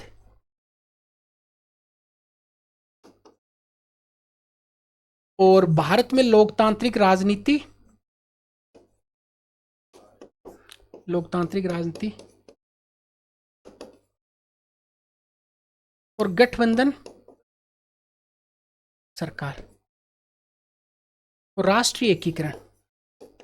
राष्ट्रीय एकीकरण ये भी टॉपिक मैंने YouTube पे पूरा पढ़ा रखा है, आप इसको सर्च करते हैं आपको ये टॉपिकों के नाम लिख लो, संघवाद या भारत में लोकतांत्रिक राजनीति, गठबंधन सरकार, मैंने हर बार आपका क्वेश्चन ठीक चला जाएगा उधर से। तो ये मेरे यूपीएससी आईएएस में ऑप्शनल रहा है पॉलिटिकल साइंस, मैंने इसको ठीक से पढ़ा हुआ, इसलिए मैं आपको कह रहा हूँ कि इसमें आप ज़्यादा कुछ नहीं करें, इधर से आपका काम चल जाएगा। अब बात करते हैं राजस्थान की राज्य व्यवस्था के बारे में। इसके कितने पार्ट करेंगे? 4। पहला करेंगे पॉलिटिकल पार्ट, राजनीतिक पार्ट, प्रशासनिक, आयोग, लोक नीति। इसको आप भी ऐसे ही बांट ले ताकि ठीक रहेगा। राजनीति में क्या करेंगे? राज्यपाल, राज्यपाल को आरपी लिख रहा हूं, सीएम लिख रहा हूं, परिषद आ गई इधर ही, विधानसभा आ गई, हाईकोर्ट आ गया। तो ये 1 2 3 4 इधर पढ़ेंगे। प्रशासनिक व्यवस्था में क्या पढ़ेंगे हम?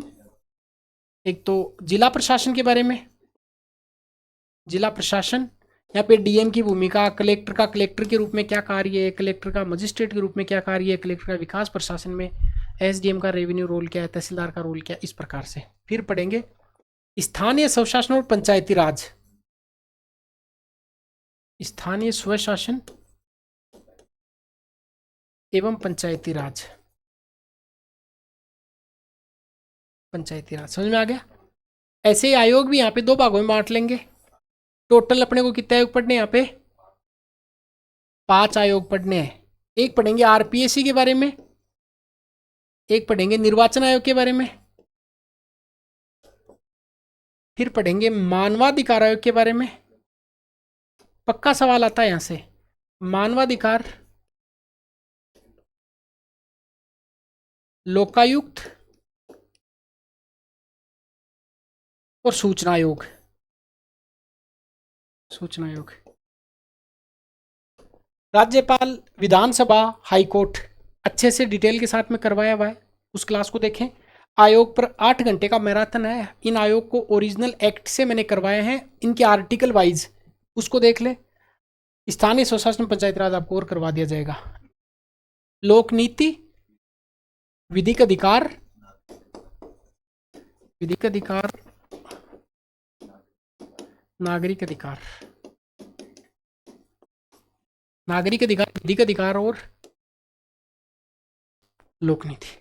ये पॉलिटी वाला अपने सेगमेंट पूरा हो गया। पॉलिटी में मैंने आपको सोर्स लक्ष्मीकांत बताया। क्लासेस देखनी तो ये वाली देख सकते हैं यूट्यूब पे, मैंने पढ़ा रखा है हर एक क्लास को। फिर और डिटेल से चाहिए तो आप ऐप में क्लास ले सकते हैं। खुद से पढ़े तो फिर लक्ष्मीकांत ही सोर्स, उस क्लासेस की यूट्यूब पे भी आ जाएंगी और दोबारा भी आ जाएंगे, है ना। अब देखते इकोनॉमिक्स वाला सेगमेंट। इकोनॉमिक्स, अर्थव्यवस्था, इसको 2 भागों में बांटेंगे, भारत और राजस्थान।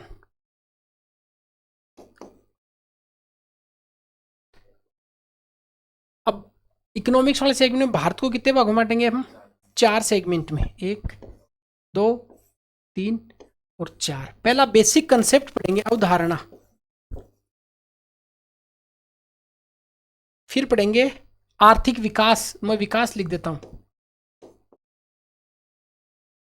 फिर हम इसमें देखने वाले हैं मानव संसाधन, ह्यूमन डेवलपमेंट, मानव संसाधन। फिर पढ़ेंगे सामाजिक न्याय, सामाजिक न्याय।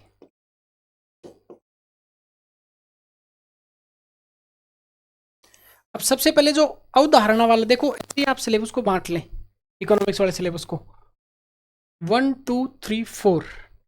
अब सबसे पहले बेसिक कंसेप्ट देखेंगे। ये कितने कंसेप्ट आपके सिलेबस में लिखे हुए हैं? देखो, अवधारणा, कौन कौन से टॉपिक पढ़ने हैं? अवधारणा, इसमें सबसे पहले देखेंगे बजट निर्माण,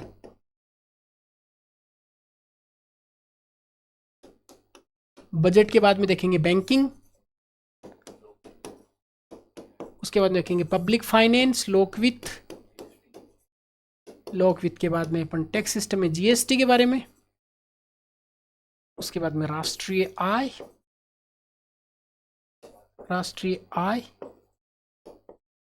और एक देखेंगे समृद्धि व विकास, समृद्धि व विकास।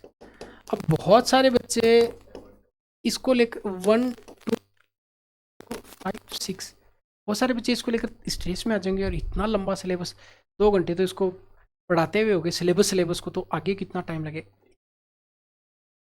हाँ, बहुत स्मार्ट तरीके से पढ़ना होता है इसके पार्ट को, कौन सा सेगमेंट छोड़ना है, कौन सा करना है, ये सबसे ज़रूरी आ रहा है इसमें। ऐसे नहीं कि आप इतिहास उठाया उसको रट्टा मारने लग गए, ऐसे नहीं, मतलब थोड़ा दिक्कत आती है। अगर इसके सिलेबस को समझ लिया कि भाई जीएसटी से क्या क्वेश्चन आएगा, वो सबसे इंपॉर्टेंट चीज़ तो ये है ना। आपको राष्ट्रीय आय से कौन सा क्वेश्चन आएगा इंपॉर्टेंट ये है। अब ऐसे तो राष्ट्रीय आय पे भले ही आप 150 पेज पर डालें पूरे पूरे, इंपॉर्टेंट वो है कि आप इसके प्रीवियस ईयर क्वेश्चन समझें और फिर अपनी तैयारी को धार दे लें। तो एक अपना ये जो अवधारणा वाला पार्ट है इस ये हो गया। अब आगे देखते हैं। अब इसमें ये अवधारणा पूरी हो गई। अब देखेंगे हम, देखिए एक बार मैं आपको स्लिप्स और दिखा देता हूँ इधर से।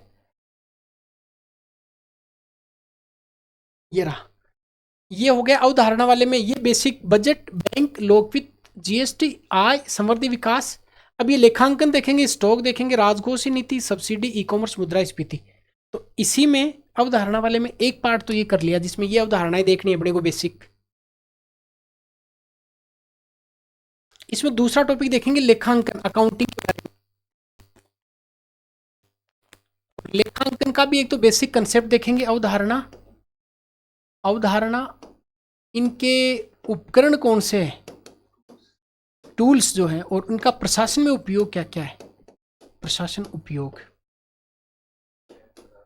देखिए, लेखांकन, इकाई लेखा प्रणाली क्या होता है, दोहरी लेखा प्रणाली क्या होता है, लुकास पेशवेलिक वाले में डबल एंट्री सिस्टम, डीआर क्या होता है, सीआर क्या होता है, डबल एंट्री सिस्टम के चरण कौन कौन से हैं, महाजनी बही खाता सिस्टम क्या होता है। बेसिक बेसिक क्वेश्चन अभी तक नहीं आया, आगे भी नहीं आएगा अभी तक, इसको आप कोई जरूरी नहीं याद करने की। तीसरा टॉपिक है स्टॉक एक्सचेंज और शेयर मार्केट।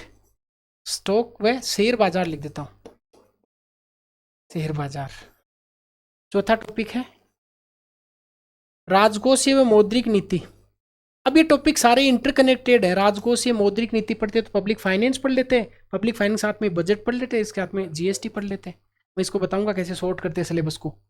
राजकोषीय नीति,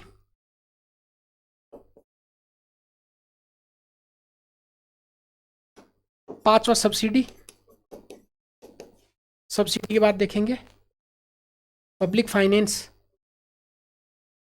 पीडीएस।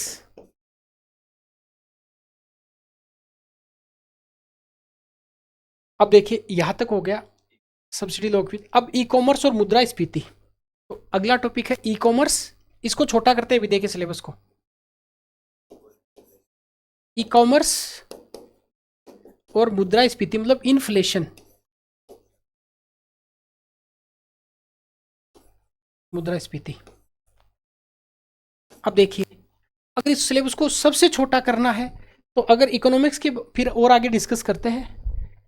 ये मतलब ऐसा है कि भाई बाजार होते हैं, एक पूंजी बाजार होता है, दूसरा मुद्रा बाजार होता है। पूंजी और मुद्रा, और इस मुद्रा बाजार को मैं एक बार सॉर्ट करने के लिए आपको यहां लोकवित्त समझा देता हूं। लोकवित्त, लोकवित्त में बजट पढ़ते हैं। बजट में आय के क्या सोर्स है, वे के क्या क्या सोर्स है। तो आय के सोर्स देख लेंगे। जीएसटी मतलब इसमें देखेंगे इसकी राजकोषीय नीति क्या है सरकार की। राजकोषीय नीति में ही अपन किसके बारे में देख लेंगे, जीएसटी के बारे में। और सरकार वे करेगी तो सब्सिडी इधर देख लेंगे, पीडीएस सिस्टम इधर देख लेंगे।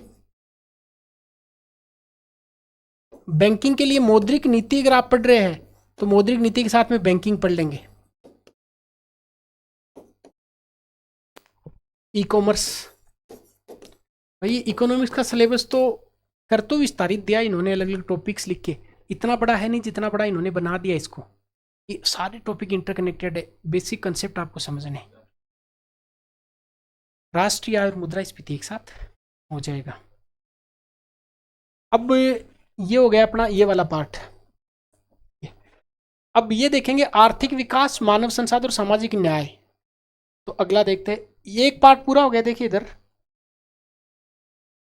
अवधारणा वाला हो गया। अवधारणा में अपने बेसिक अवधारणा जान ली सारी सारी।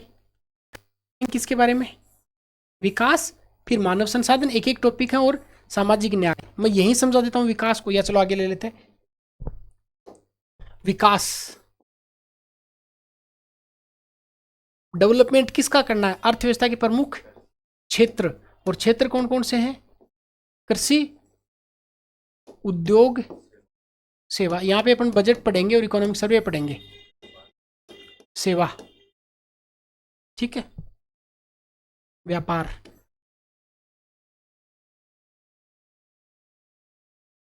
ठीक, ये हो गया विकास। अगला टॉपिक देखेंगे, ये रहा अगला टॉपिक अपना,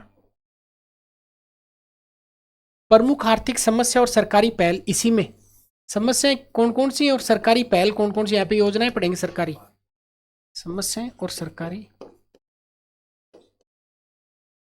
पहल। ये भी राजकोषीय नीति जब पढ़ेंगे तो जो सरकारी योजनाएं हैं आप वहाँ पे राजस्व व्यय देखेंगे, राजस्व आय देखेंगे, पूंजीगत आय, पूंजीगत व्यय, या फिर राजस्व जो व्यय कर रहे हैं राजस्व व्यय का पार्ट है, इसको घाटे देखेंगे इधर सारे। अब बात करते हैं मानव संसाधन के बारे में। तो इसमें देखिए वापस सिलेबस को, आप इरिटेट नहीं होंगे, सिलेबस को देखना वापस से। ये लिखा हुआ, ये हो गया विकास हो गए, विकास में प्रॉब्लम भी होगी, तीनों क्षेत्र आ गए। मानव संसाधन में क्या देखेंगे, एचडीआई और, देखिए मैं इसको बता देता हूँ आपको, यहाँ पे ये एचडीआई मानव विकास सूचकांक, ह्यूमन डेवलपमेंट इंडेक्स, खुशहाली सूचकांक, यहां से एक क्वेश्चन पक्का आता है, खुशहाली, गरीबी एवं बेरोजगारी, ठीक। फिर अंतिम कौन सा पार्ट बचता है अपना, देखिए इधर अगर देखें तो ये वाला, ये कर लिया, ये कर लिया, ये कर लिया। सामाजिक न्याय अधिकारिता में क्या देखेंगे, कमजोर वर्ग के लिए विशेष प्रावधान, तो मैं योजनाएं लिख देता हूं इधर, ठीक। अब बात करते हैं राजस्थान को लेकर, ठीक।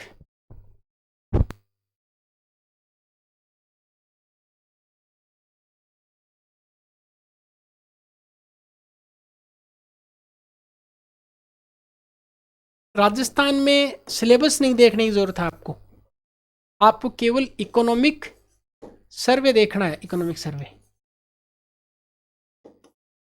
अभी इकोनॉमिक सर्वे आप अगर किसी दूसरे का पढ़ रहे हैं या ओरिजिनल पढ़ रहे हैं तो कोई बात ही नहीं है।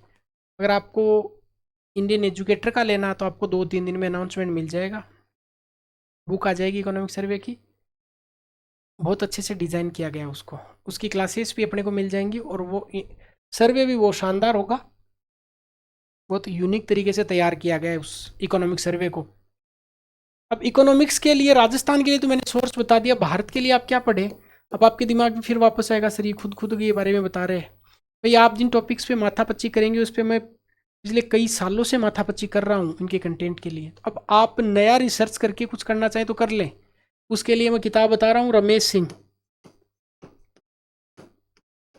पर रमेश सिंह यहाँ पढ़ना ज़्यादा कारगर नहीं होता है, क्योंकि इकोनॉमिक सर्वे के लिए अपने को, मतलब इकोनॉमिक्स में 5 से 6 सवाल, 5 से 1 सवाल आते हैं यहाँ पे बेसिक से, और ये 700 पेज की किताब आप पढ़ेंगे तो ये आपके लिए वो उचित नहीं होएगा, वो ख़राब करेगी आपके टाइम को। तो आप ऐसा कर सकते हैं इसमें कि कुछ तो करंट पढ़ें, इकोनॉमिक सर्वे पढ़ें, और कुछ बेसिक कंसेप्ट है उनकी मैं यूट्यूब पे या तो आपको क्लास ऐसे ही करवा दूंगा, 1-2 मैराथन करेंगे जिसमें बेसिक अवधारणात्मक आपको समझ आ जाएगी, और फिर इकोनॉमिक्स का बैच अवेलेबल है ही।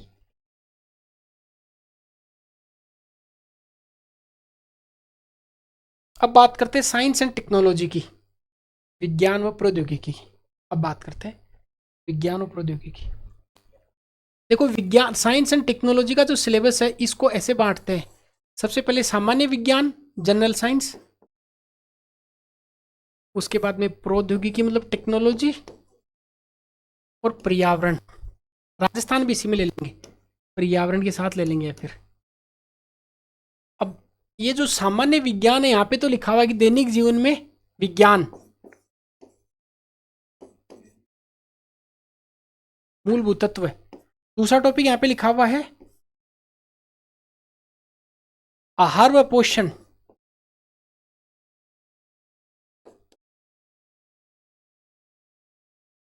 रक्त समूह है,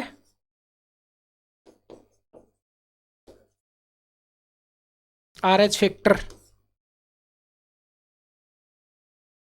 और फिर रोग लिखे हुए आपके, संक्रामक रोग और असंक्रामक और पशुजन्य रोग।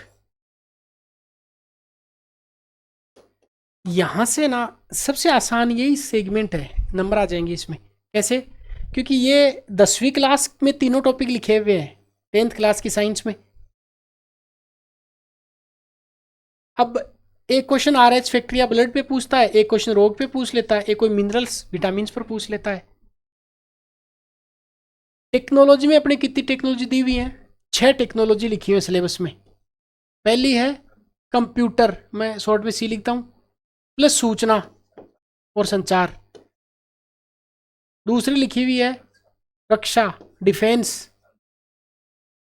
तीसरा लिखा हुआ अंतरिक्ष प्लस उपग्रह, nano, bio, biotechnology, genetic engineering. अब आपको इसके लिए क्या करना है? इसके लिए नैनो टेक्नोलॉजी का तो कोई बेसिक आपको कंसेप्ट जानना, नैनो और बायो का। बाकी आप अगर ये कोई करंट की किताब पढ़ के चले जाते हैं, जैसे कोई भी किताब आप पढ़ेंगे तो उसमें करंट ज़्यादा फोकस करके चलें, इसमें आपको बेसिक से ज़्यादा पढ़ने की जरूरत नहीं है। इन्वायरमेंट इकोलॉजी अपन कर ही लेंगे, और साथ में राजस्थान का टॉपिक लिखा हुआ है उसको भी अपन देख लेंगे। देखिए ये लिखा हुआ कि कृषि विज्ञान उद्यानिकी, ये इकोनॉमिक सर्वे से अपना हो जाएगा, और विज्ञान और प्रौद्योगिकी राजस्थान के विशेष संदर्भ में ये भी अपना इकोनॉमिक सर्वे से हो जाएगा। अब बात करते हैं मैथ्स और रीजनिंग की।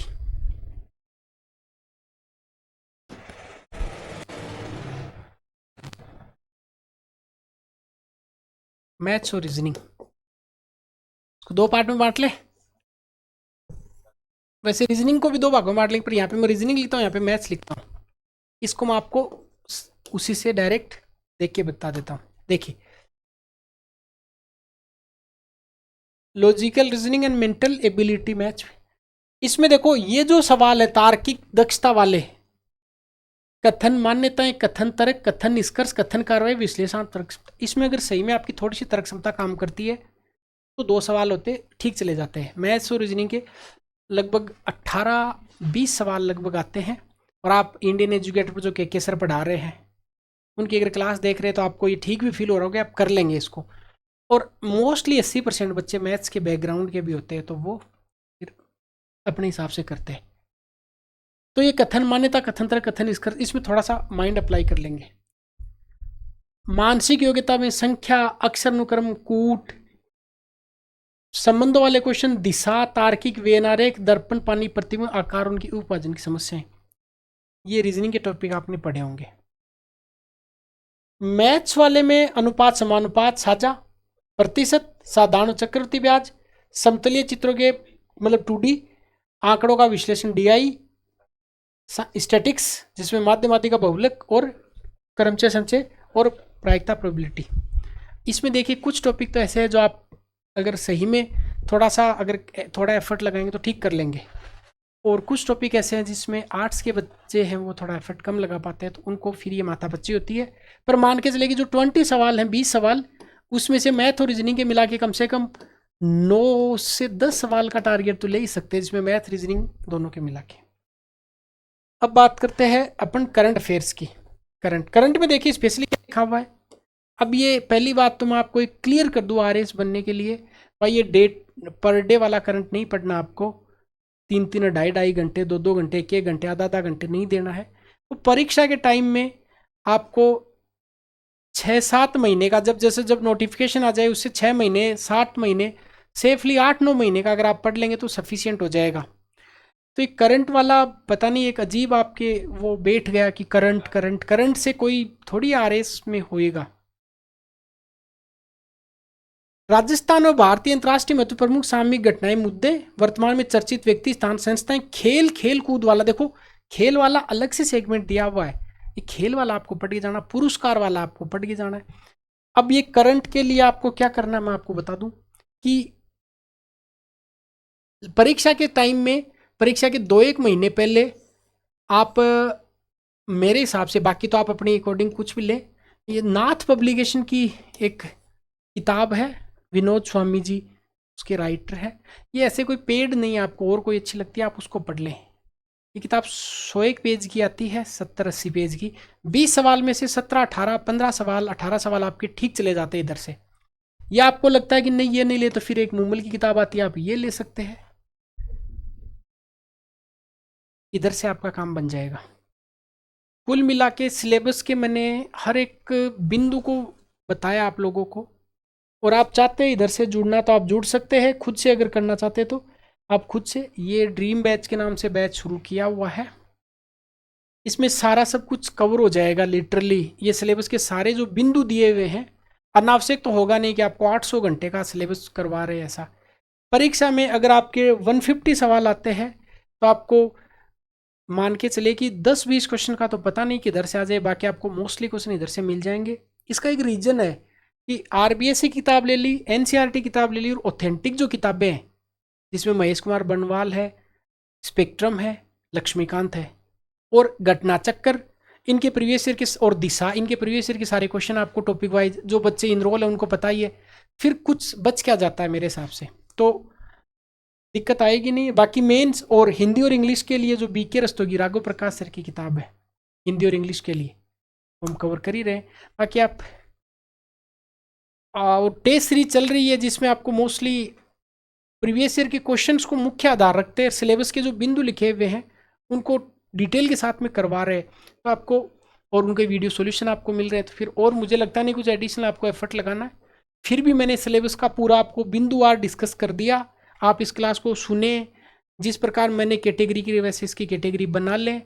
और कोई आपको ऐसी कोई ऐसा इंफॉर्मेशन चाहिए तो मैंने आपको नंबर बताए हैं, आप कोर्स लें नहीं लें, कहाँ पढ़ रहे, उससे मुद्दा नहीं है। आपको कोई भी गाइडेंस चाहिए आप इस नंबर पे बात कर सकते हैं। और इंडियन एजुकेटर ऐप आप डाउनलोड कर लें, इंडियन एजुकेटर, बाकी देख लीजिए है ना जो आपको ठीक लगता है। मिलते हैं नेक्स्ट किसी मैराथन के साथ में जिसमें साइंस एंड टेक्नोलॉजी की मैराथन लेके आएंगे। वैसे आप यूट्यूब पे सर्च करेंगे प्ले लिस्ट, खूब सारी प्ले लिस्ट आपको, पॉलिटी पूरा करा रखा है, मेंस का पब्लिकेट पूरा करा रखा है, एथिक्स पूरा करवा रखा है, सोशियोलॉजी करा रखा है, बिहेवियर पूरा करा रखा है, पॉलिटी का सेगमेंट पूरा करा रखा है, इतिहास का करा रखा है, राजस्थान इतिहास करा रखा है, खूब सारी चीज़ें। मिलते हैं नेक्स्ट क्लास में।